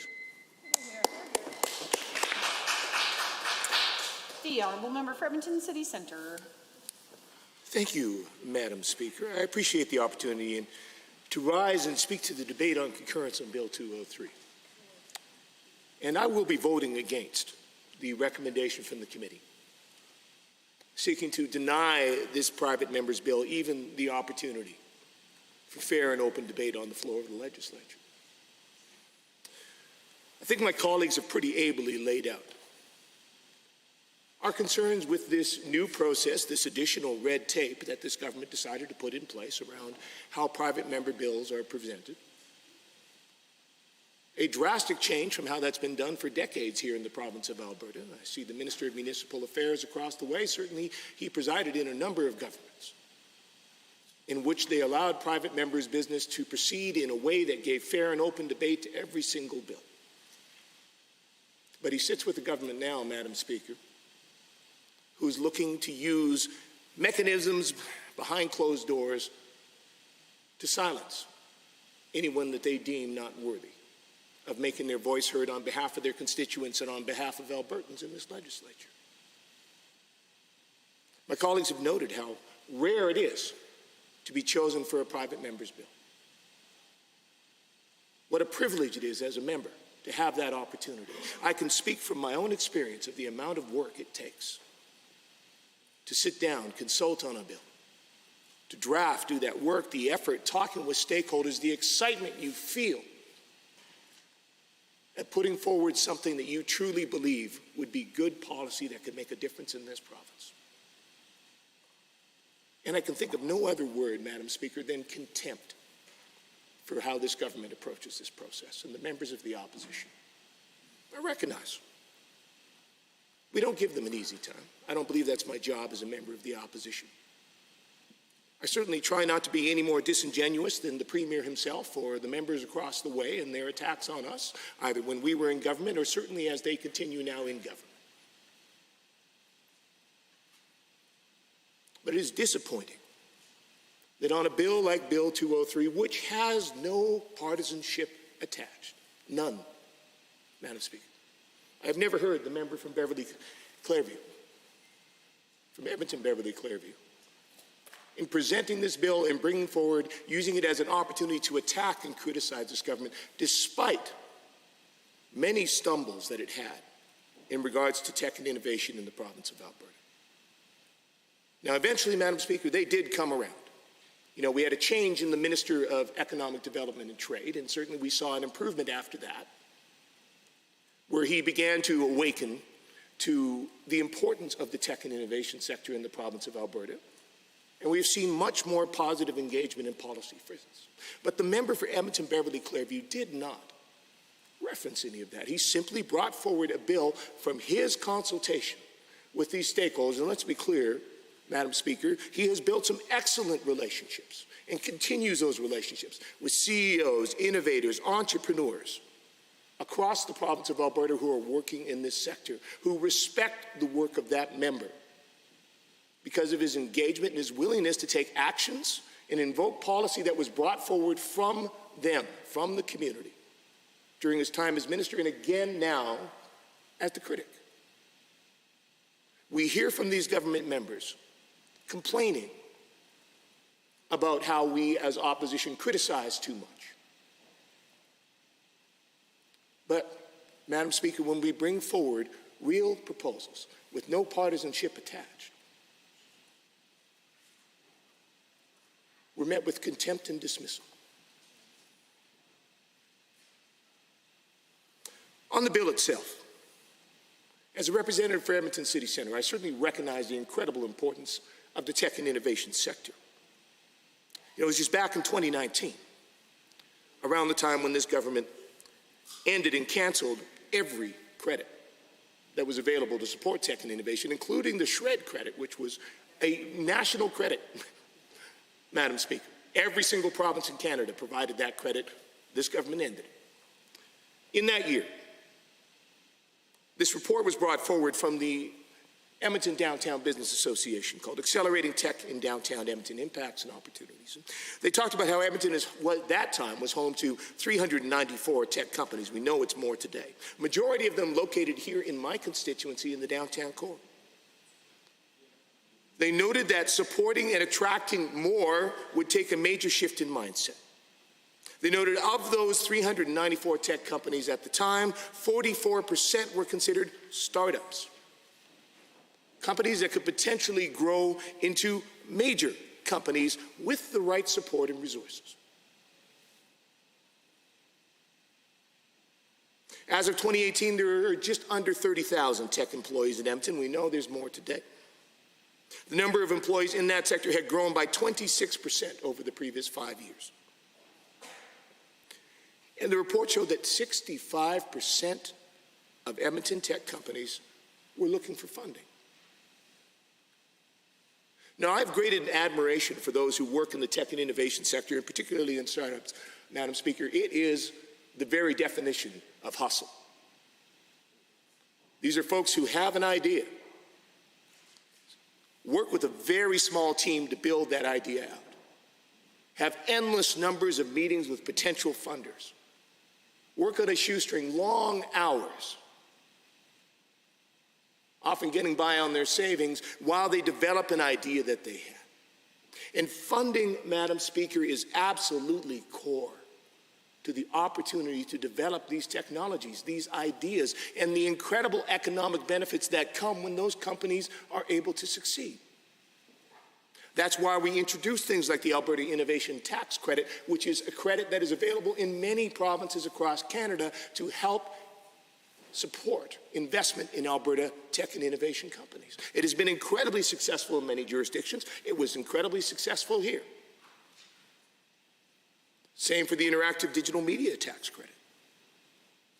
These are proven policies and principles, and they are essential, again, to helping these companies grow. Indeed, there are hundreds more jobs here in Edmonton City Centre because of those credits, because of those actions that help support companies in their growth. There are companies that were startups 4 years ago that are now beginning to thrive and expand because they had access to that support. Here in my constituency, the proposal from the member from Edmonton Beverly Clairview to create the Alberta Venture Fund is another potential tool in that toolbox. It would be another way to support these startups, these companies as they are beginning, because, Madam Speaker, these companies do not benefit from the steps that this government is proud of taking to stimulate the economy. They do not benefit from the corporate tax cut because they are not yet making a profit. They don't benefit from many of the steps that this government has taken. They would absolutely potentially benefit from an Alberta Venture Fund. And indeed, some of the very folks who are the experts in supporting startups, in growing the tech and innovation system, folks like the gentleman from the A100,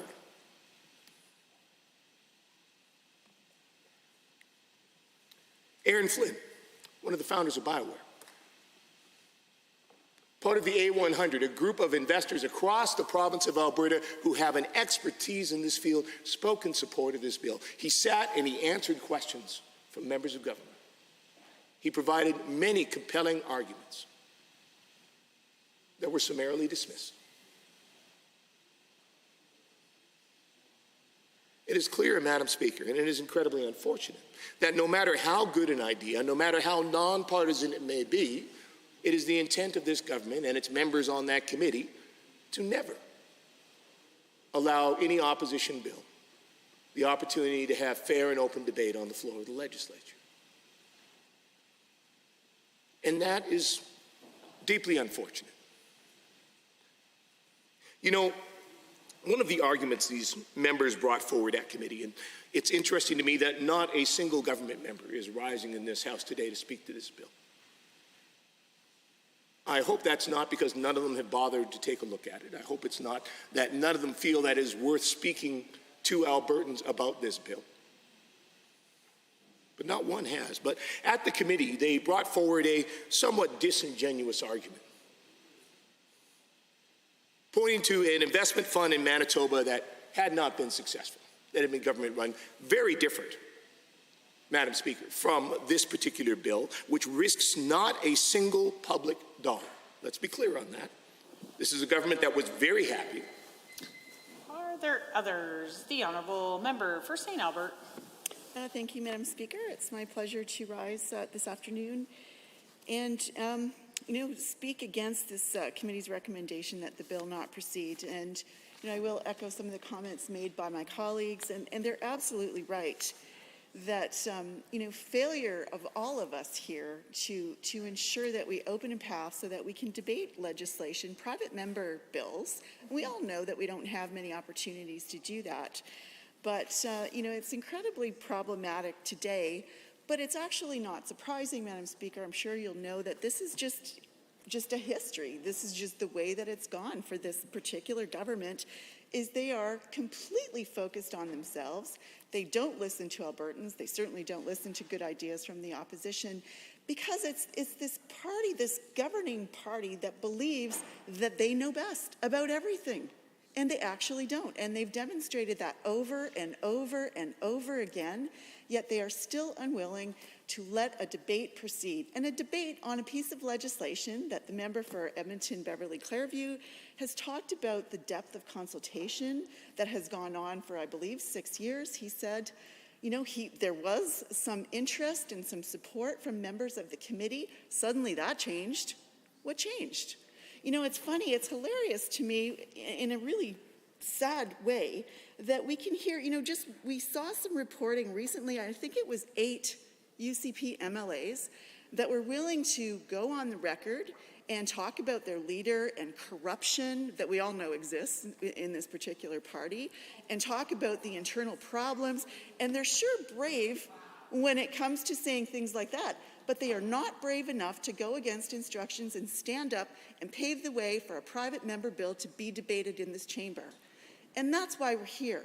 We all have different points of view, we all have different ideas, and the fact that all of them together are standing together to deny an opportunity to debate this private member bill is incredibly problematic.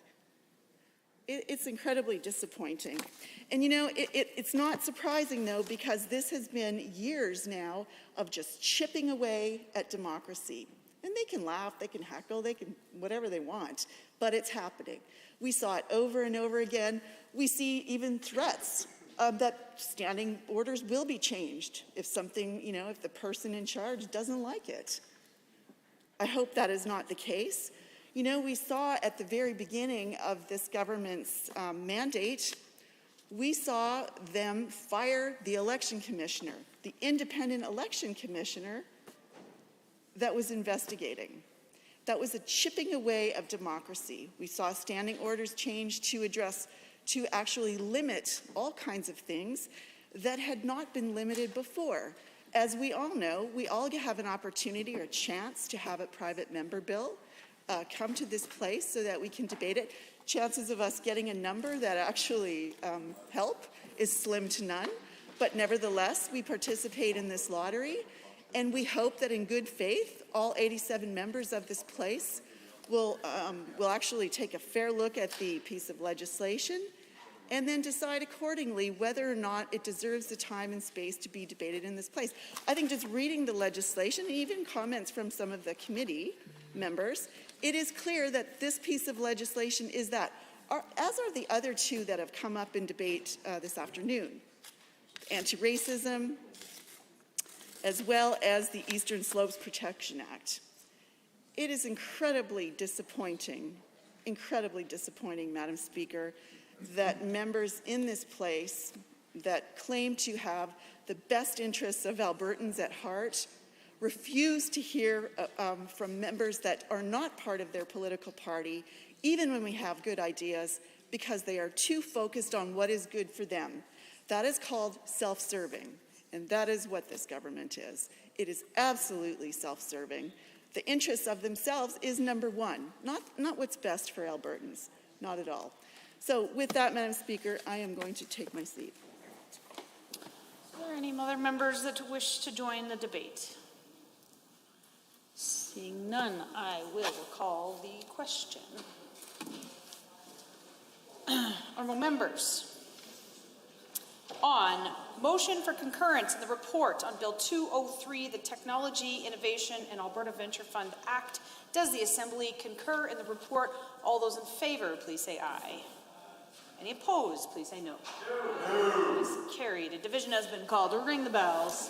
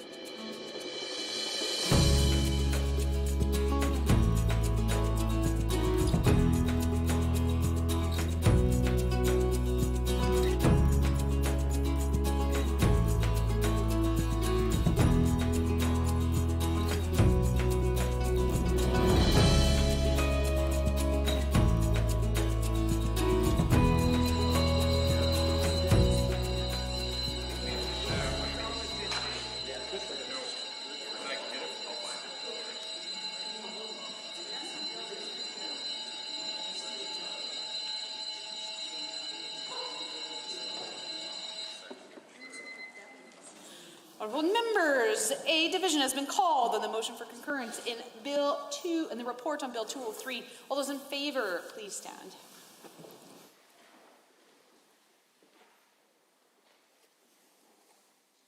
The Honourable Mr. Panda, the Honourable Ms. Schultz, the Honourable Mr. Copping, the Honourable Mrs. Savage, the Honourable Mr. Taves, the Honourable Minister Lagrange, the Honourable Mr. McIver, the Honourable Mr. Horner, Mr. Amory, the Honourable Mr. Orr, the Honourable Ms. Pond, the Honourable Ms. Isaac, Mr. Scow, the Honourable Mr. Nally, the Honourable Mr. Yassin, the Honourable Ms. Furr, Mr. Stephan, Mr. Singh, Mr. Hunter, Mr. Tour, Mr. Jones, Mr. Jean, Mr. Newdorf, Mr. Turton, Mrs. Fry, Mr. Long, Mr. Williams. All those opposed, please stand. Mr. Shepherd, Ms. Renault, Member Irwin, Mr. Billis, Ms. Ganley. That's it. Madam Speaker, total for the motion 27, total against 5. Honourable members, that is carried. The Assembly has concurred in the report and the bill will not proceed. Under motions other than government motion, motion other than a government motion 505, Mr. Barnes. The Honourable Member for Cypress Medicine Hat. Thank you, Madam Speaker. It is my honour and privilege to rise and introduce to this Assembly Motion 505. The motion is as follows, and I quote, "Be it resolved that the Legislative Assembly urge the government to deploy every legal, economic, and constitutional tool at the province's disposal to maximize its ability to achieve a fair deal for Alberta within the Canadian Federation." Unquote. Madam Speaker, now you may wonder why I chose to read the text of the motion aloud to you when you all have a copy of it readily available. Well, I am happy to explain. Renowned poet and writer T.S. Eliot once said, "Good writers borrow, great writers steal." I wish I could take credit for the text of this motion, but I can't. The motion is based on a quote taken directly from the Premier's speech to the United Conservative Party members at the 2019 annual general meeting. You see, back then, the Premier said he had a plan to win a fair deal from Ottawa, a plan that would go beyond sending semi-regular angry letters to the federal government. And if he did have a real plan for real action, Albertans have yet to see it. The purpose of this motion is twofold. First, it is to serve notice to Justin Trudeau that the days of elbow bump diplomacy between himself and his good friend in Alberta have come to an end. Second, it is to remind the Premier that his first duty is not to the federal government, nor to corporate donors and their lobbyists, and certainly not to international billionaires and celebrities trying to cram untested economic experiments down our throats. Whether the Premier likes it or not, his first duty is to Albertans. About every 6 months or so, this Premier has attempted to delay action and shift blame for his lack of progress in fighting for us and our families for a fair deal. The reason is self-evident. There simply has been no progress to speak of. He has not been able to secure changes to Trudeau's Bill C-69, the No More Pipelines Bill, which are necessary for our province to realize the full potential of its provincially owned resources and its great hard-working people. All this Premier's so-called soft diplomacy has not prompted the removal of Bill C-48, the anti-Alberta tanker ban. Madam Speaker, the federal carbon tax has not been eliminated. Indeed, it's even been steadily increased. The Premier has failed to negotiate the elimination of the cap to the fiscal stabilization program also. And maybe, most importantly, there have been no changes to the equalization program. In fact, there's been virtually no movement on this file whatsoever. These are the 5 key issues that matter most to Albertans when it comes to obtaining a fair deal for our province. And the last one, equalization, is particularly important. Last October, Albertans even voted 61.7% in favour of removing equalization from the Constitution. And in addition, this Assembly then provided a motion recognizing the results of this referendum. Madam Speaker, when it comes to fighting for a fair deal, Albertans have done their part. First, they elected this government. Then they approved the referendum. And when it comes to recognizing the democratically expressed wishes of the public, this Assembly has also done his part. Madam Speaker, it's the Premier who has not. And while he constantly attempts to pass the buck and shift the blame for his lack of progress, Albertans know exactly who is to blame. You see, shortly after the 2019 election, this Premier appointed himself as Minister of Intergovernmental Relations. Fighting for a fair deal isn't somebody else's job, it's his job, and he has achieved nothing. In the private sector, such failure would achieve results would be cause for immediate dismissal, cause to be sacked. In fact, this Premier has even fired ministers for much less. So with motion 505, I am offering this Assembly an opportunity to remind this Premier of the promises he has made and his complete failure to deliver on these promises. But more importantly, I'm offering you an opportunity, all of you, an opportunity to speak out for your constituents. It is not acceptable for this government to further delay or deny the democratically expressed wishes of both Albertans and this Assembly. Unfortunately, this has become a habit for the gang of elitists running this government. And now, need I remind you, this cabinet, under this Premier, has delayed implementing the Citizens Initiative Act. Now, this legislature should immediately reform the Citizens Initiative Act by adopting my amendment from last year to make it possible for Albertans to have a referendum on independence, to hold Ottawa accountable, to give us a fair deal, since this Premier is too much of an avowed federalist to get that job done. They also delayed implementing recall. They also delayed implementing the opt-in provisions that would allow union members to avoid contributing to union-backed political campaigns. And now they're trying to run out the clock on defending Albertans' interest when it comes to fighting for a fair deal. They even scoff at their own party's policy on these issues and disregard the democratically expressed wishes of this Assembly. Madam Speaker, enough is enough.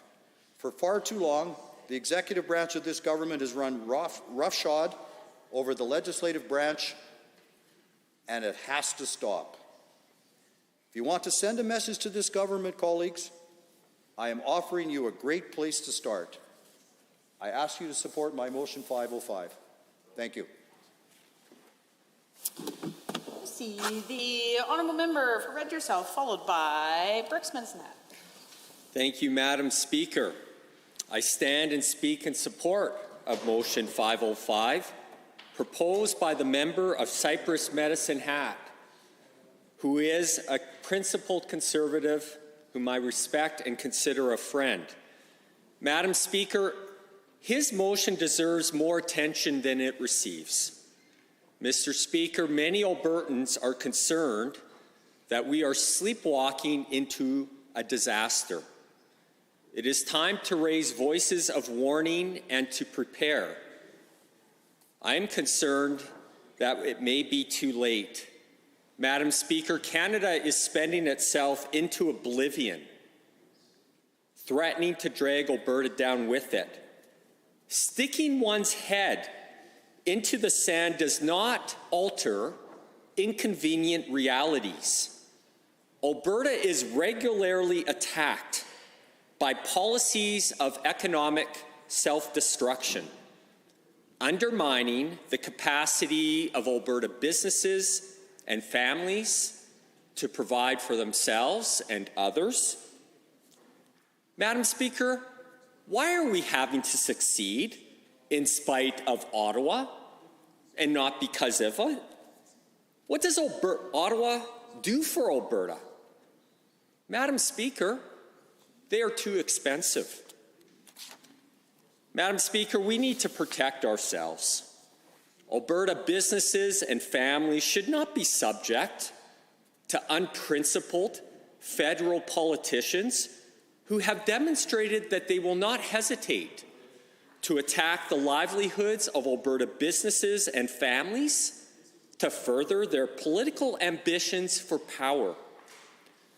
The fact that Alberta can be continually subject to plunder and attack from unprincipled politicians like Trudeau is proof positive that Albertans are suffering under a rigged partnership arrangement. There are deep structural issues in this so-called fiscal federalism, which is bigger and transcends Canada being afflicted by the worst Prime Minister in Canadian history, aided and abetted by a destructive Liberal NDP axis. And Albertans need to understand that the NDP will do nothing for them. Parasitic policies and plunder are their stock and trade. That is their world. How can they speak against it? Like this NDP, we need to accept the reality that the majority of politicians in Canada will do little or nothing to assist Alberta to get a fair treatment from this rigged arrangement that they politically benefit under. In fact, the Premier of Quebec has said that one of his favorite things about Canada is equalization. Madam Speaker, politicians like him are not going to help. They will hinder and oppose. So, Madam Speaker, we are compelled to take matters into our own hands. How do we free ourselves as hosts of parasitic laws and Trojan horses? How do we free Alberta businesses and families? Madam Speaker, the less Alberta needs Ottawa, the more leverage Alberta has. But Ottawa will resist efforts to need them less. It reduces their power.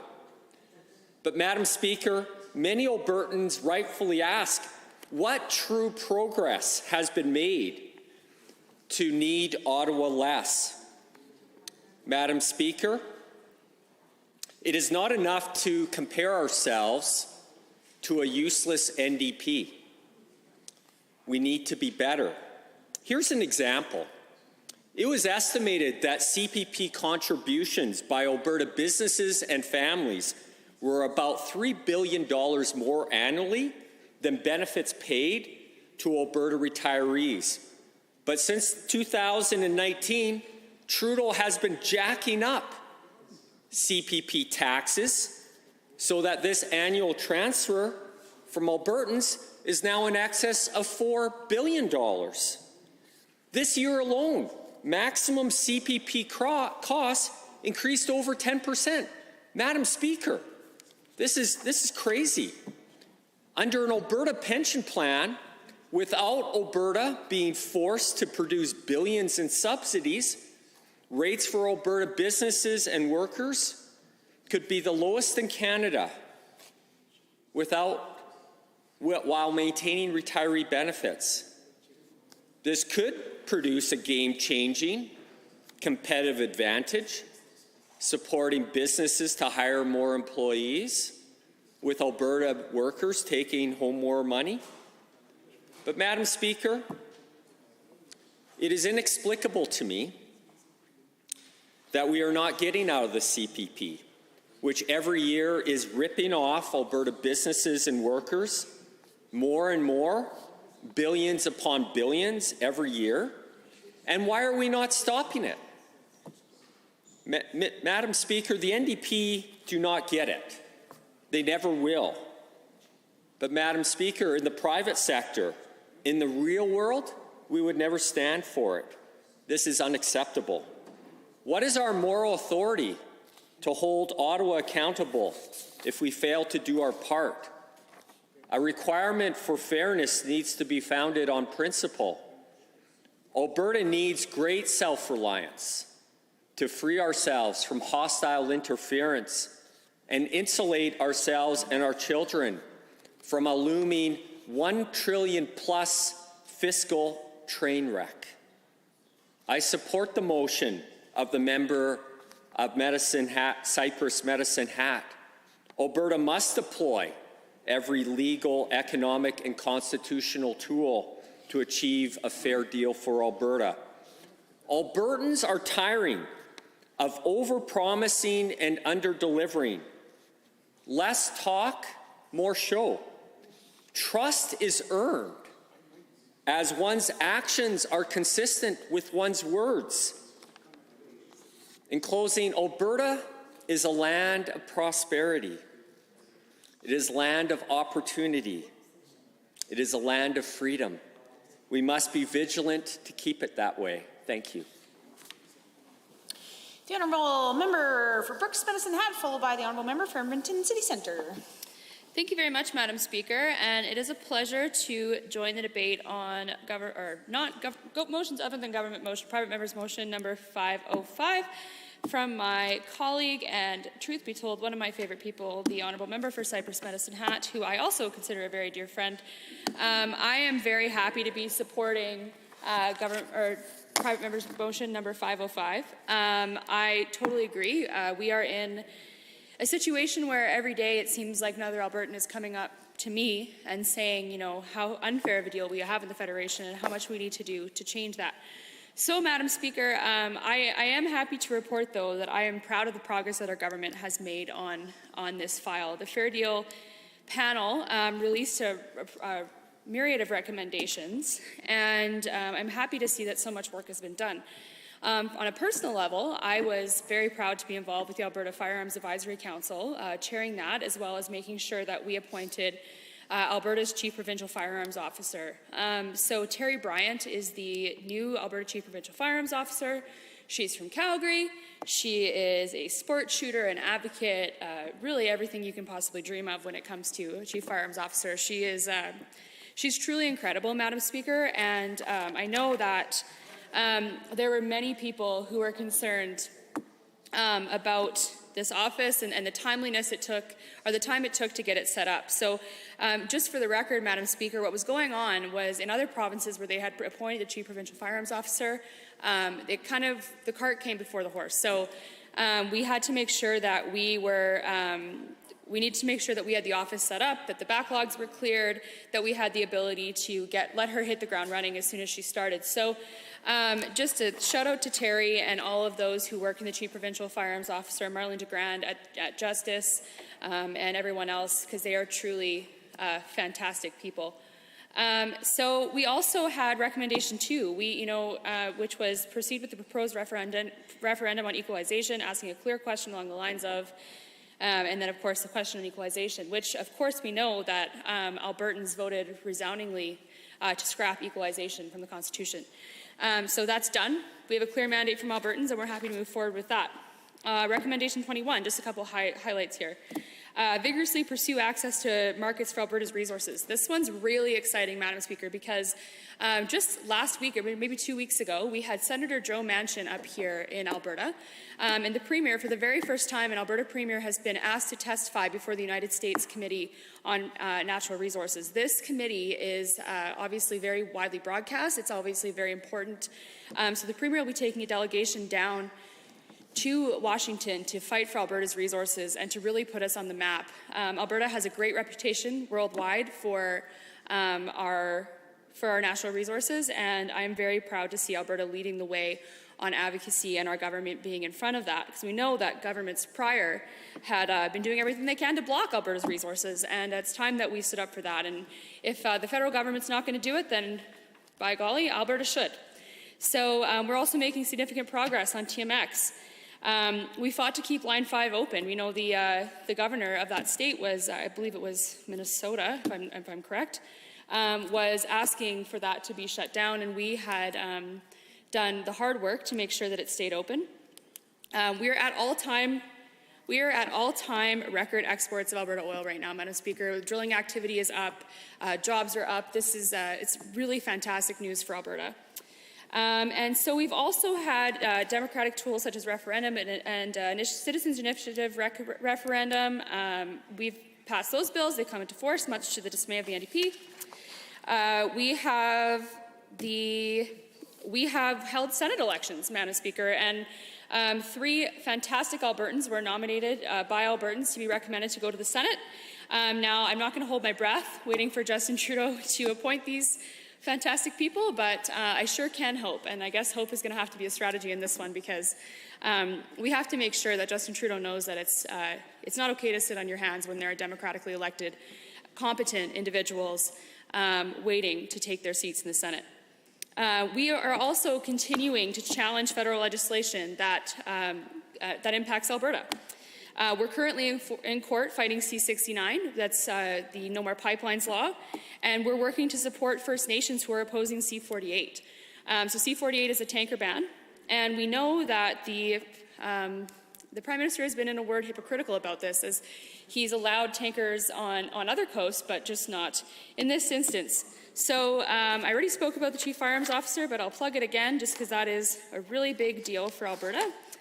And also, we also have the recommendations that I heard the Honourable Member touch on, which are a comprehensive plan to create an Alberta pension plan. And I will say, Madam Speaker, just as a point here, I know you'll be excited about this, but AIMCO just released some really great numbers.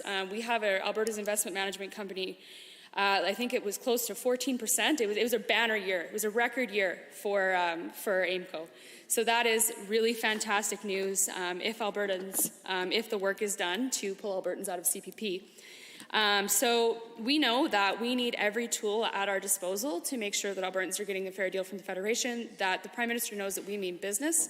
Of course, we are in a situation where in Confederation we are of course, there is a division of power, but what we need to do is fight back when that division of power is stepped upon. We have seen the federal government encroach on the lives of private citizens through things like the use of the Emergencies Act. We've stood up for Albertans against the Emergencies Act with government motions calling on them to stop what they were doing. We've stood up against federal travel mandates. We have continued to fight for Albertans and their rights and their freedoms. And I'm really also excited to say that, we are continuing this work on the Alberta Provincial Police Force. While there are many thoughts out there, I know that in some of the more remote and rural areas of my riding, there are many people who are concerned with the response times of the RCMP and have a real issue with rural crime. Of course, those of us who live in cities who have police a maximum of 5 minutes away, we don't have quite the same issues, Madam Speaker, but it's high time that we listen to rural communities and we listen to those people who live in some of the more remote regions of our province and give them the access to policing that they deserve. So those studies are still underway, and we'll make sure that we are making a pragmatic decision on that. We can't just, of course, be the first ones to move and do whatever we want just because it's what we want to do. We have to make sure that the proper due diligence is done and process is followed so that we know that Albertans are getting the best deal possible. So with that, Madam Speaker, I would like to hand the floor off to another honourable colleague. But I just wanted to once again thank the Honourable Member for Cypress Medicine Hat for his relentless advocacy for a fair deal, as well as for giving me the opportunity to speak to such an important issue today. Thank you. The Honourable Member of Edmonton City Centre, followed by Central Peace Notley. Thank you, Madam Speaker. Appreciate the opportunity to speak to Motion 505, resolving that the Legislative Assembly urged the government to deploy every legal, economic, constitutional tool at the province's disposal to maximize its ability to achieve a fair deal for Alberta within the Canadian Federation. I think all MLAs in this Assembly today will support this motion. I mean, after all, Madam Speaker, how could we not? It seems pretty obvious that our province should be strategic in our dealings with other provinces and with the federal government. It makes perfect sense that in doing so, we would deploy every legal, economic, and constitutional tool at our disposal to achieve those strategic objectives. So, I think I, and likely all my colleagues in the official opposition, will support the motion. But I think it's very important to be clear. there is considerable breadth in considering what are the strategic objectives on the part of the people of Alberta and what tools achieve those for the people of Alberta without doing harm to the people of Alberta. Certainly, I'd say that we in the official opposition, and many Albertans, have a sharp disagreement with this UCP government on what constitutes Alberta's strategic objectives and priorities, and certainly some of the means by which they go about seeking to achieve them.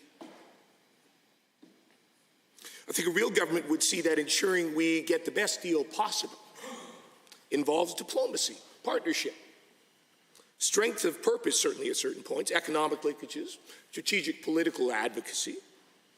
But unfortunately, what we often have, I believe, with this government is playing childish games, empty posturing, shaking the fist while looking east.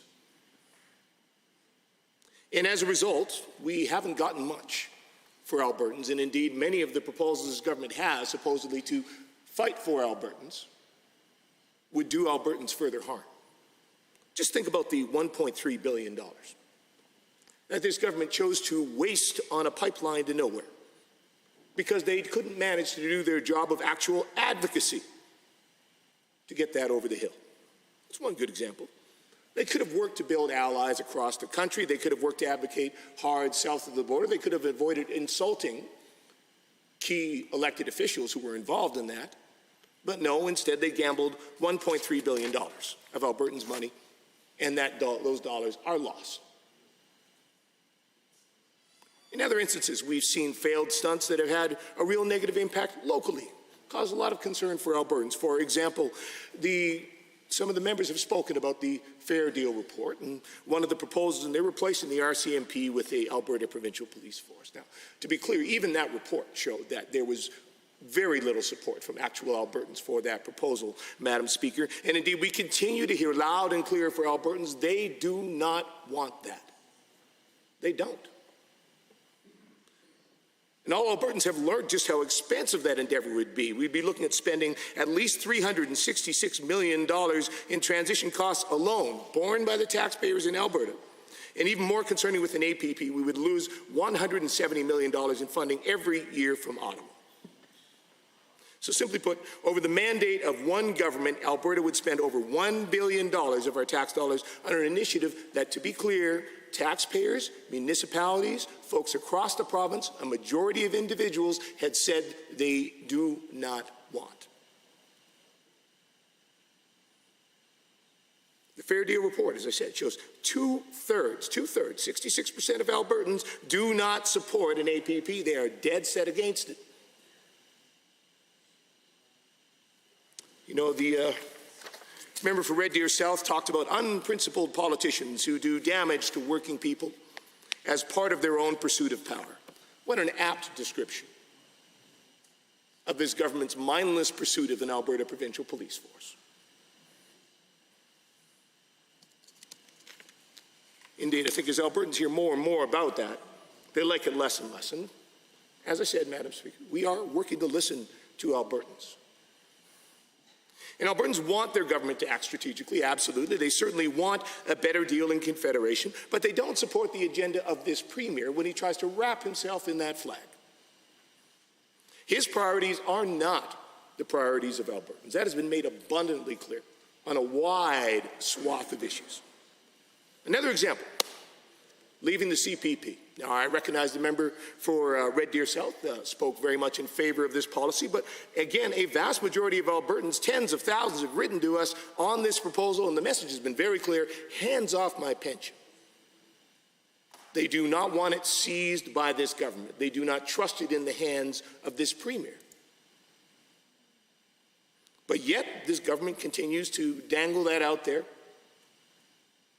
That is not negotiation on behalf of the people of Alberta, because the people of Alberta have been very clear they do not want it. They do not trust it. And hey, there are many fair criticisms to make about Ottawa, the current government, without question. But let's be clear, one of the things that works best in this country is the CPP. Albertans rely on it, they trust it, and they do not trust this Premier or this government or those members who continue to push for it. They may be speaking for a vocal minority, but the majority of Albertans are opposed. So the message is clear. This government should keep their hands to themselves, keep them away from Alberta's CPP. So again, I agree. Any government representing the people of Alberta should be acting strategically, should be using the tools and levers at their disposal to act in the best interests of Alberta, to fight for the objectives that Albertans elect them to do. And we'll support this motion. But we will not support the objective that this government has of giving up $170 million a year from Ottawa so the Premier can advance his APP agenda, wave a flag on something that no Albertan, or at least a vast majority of Albertans, have been very clear they do not want. We will not support giving this Premier or his government control over Albertans' pensions. And we will continue to hold this government to account for attempting to claim it is standing up for Albertans when they are standing up for themselves, when they are attempting to preserve their own political power, when, as they have on so many issues, whether it's the APP, whether it's on the coal plan, whether it's on the Alberta pension, whether it's on the Alberta Provincial Police, APP seems to be a common acronym, I just realized that too. But on all of these issues, hey, their curriculum, Madam Speaker, where Albertans have been very, very clear, they do not support this government.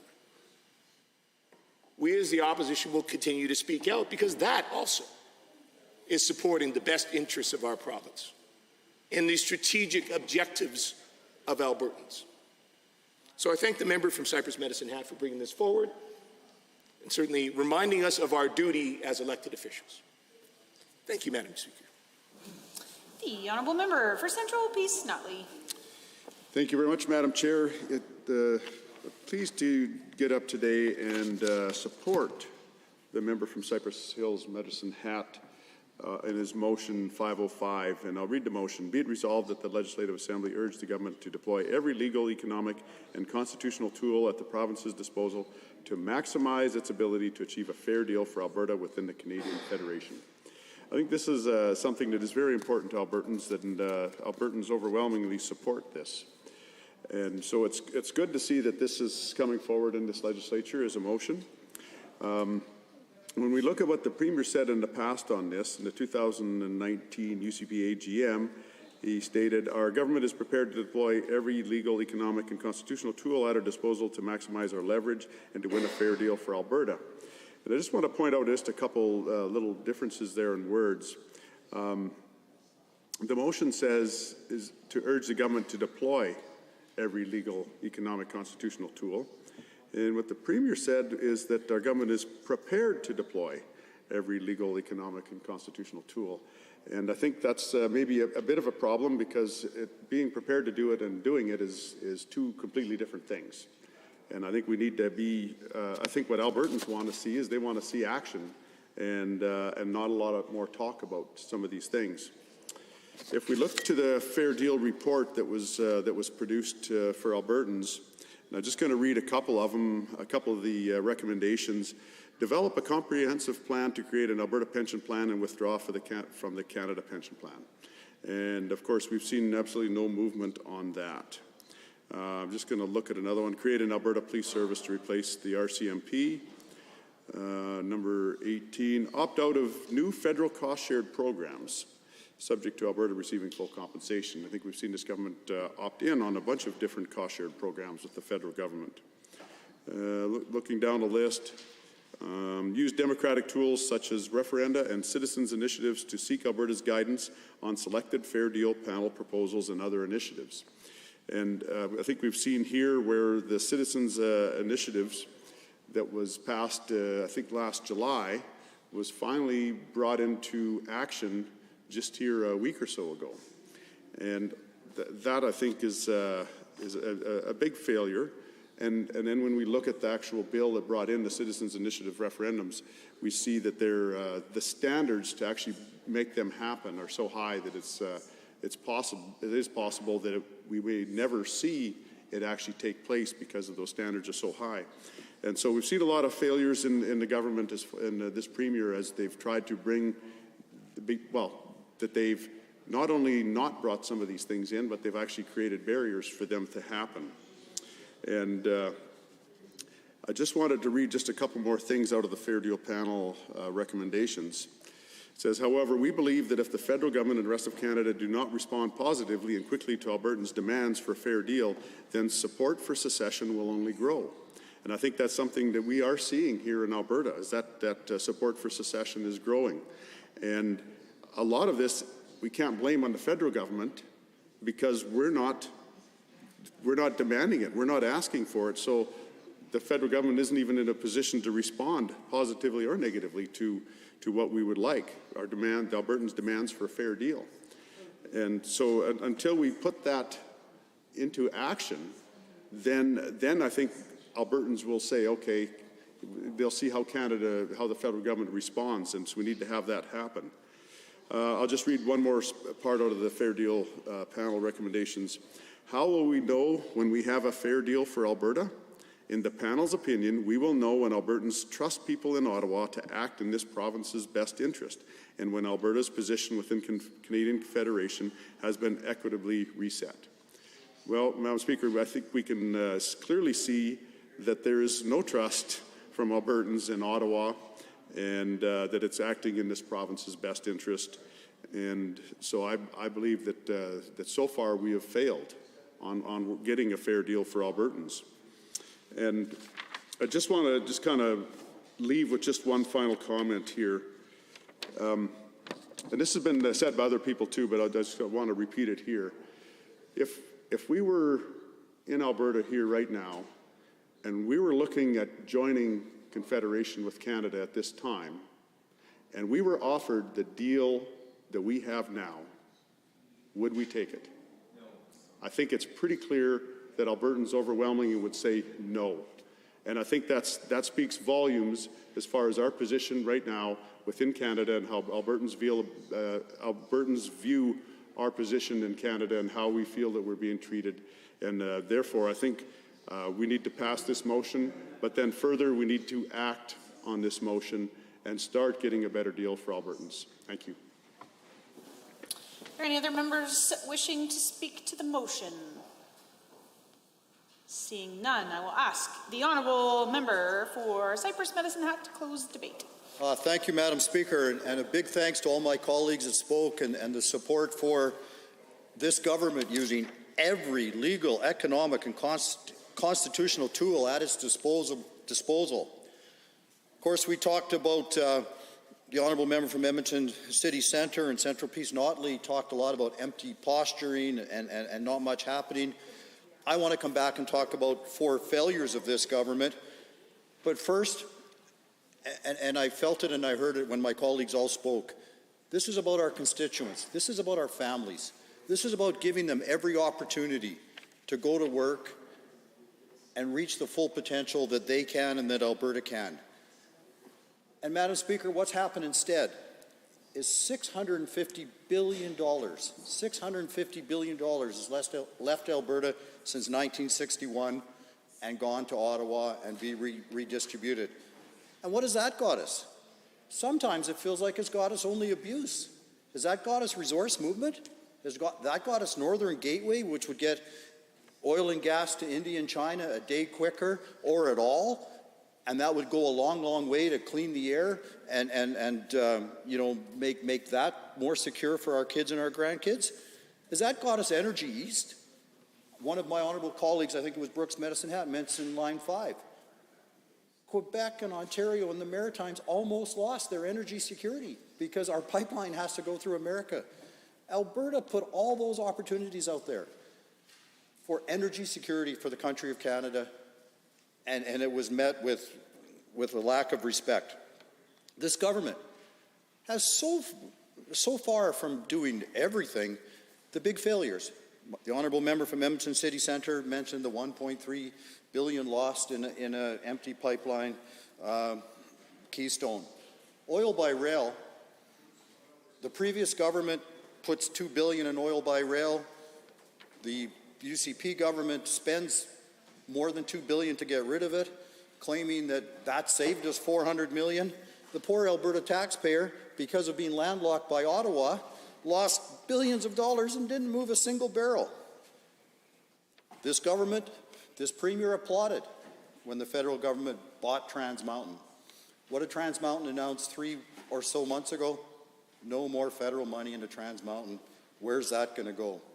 And of course, this government put in a turn off the taps legislation weaker than the predecessor NDP government. How that is using every tool in the legislative toolbox is beyond me. And my honourable colleague from Red Deer South talked about the fiscal train wreck of Canada. A couple of people have said to me, you know, well, in the last little while, well, thank God Ottawa was there for CERB and for getting us through this pandemic. And Madam Speaker, I don't know what the answer is to that. They printed $400 billion. They increased the money supply by 20%, meaning 1 out of every $5 that's in circulation was put in by Prime Minister Trudeau in the last 2 years. That means that your family, my family, all of our constituents are paying inflation through the roof, and now we're looking at huge interest rate skyrocketing, when all we have to do is give Albertans a chance to develop our oil and gas resources. This is maddening, and it's important that this government do what the Premier promised at the 2019 UCP AGM. Government to deploy every legal, economic, and constitutional tool at the province's disposal to maximize its ability to achieve a fair deal for Alberta within the Canadian Federation.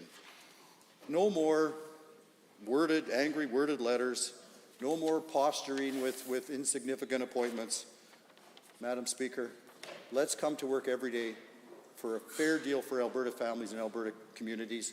Let's make Alberta the freest and most prosperous place in North America. Thank you. Honourable members, all those in favour of the amendment to motion all those in favour of motion 505 as proposed by the honourable member for Cypress Medicine Hat, please say aye. Aye. Any opposed, please say no. That is carried. A division has been called. Ring the bells.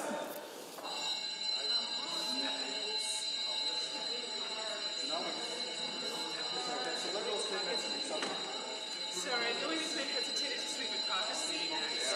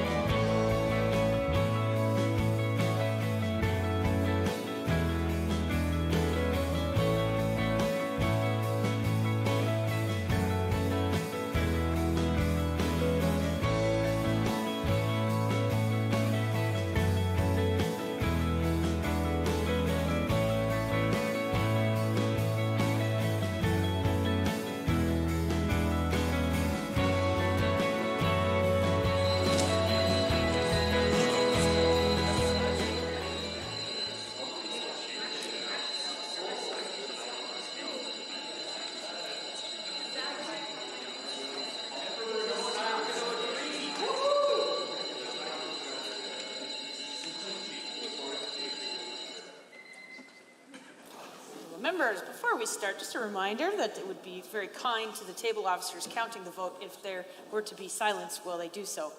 Honourable members, the division has been called on motion 505. All those in favour of the motion, please stand.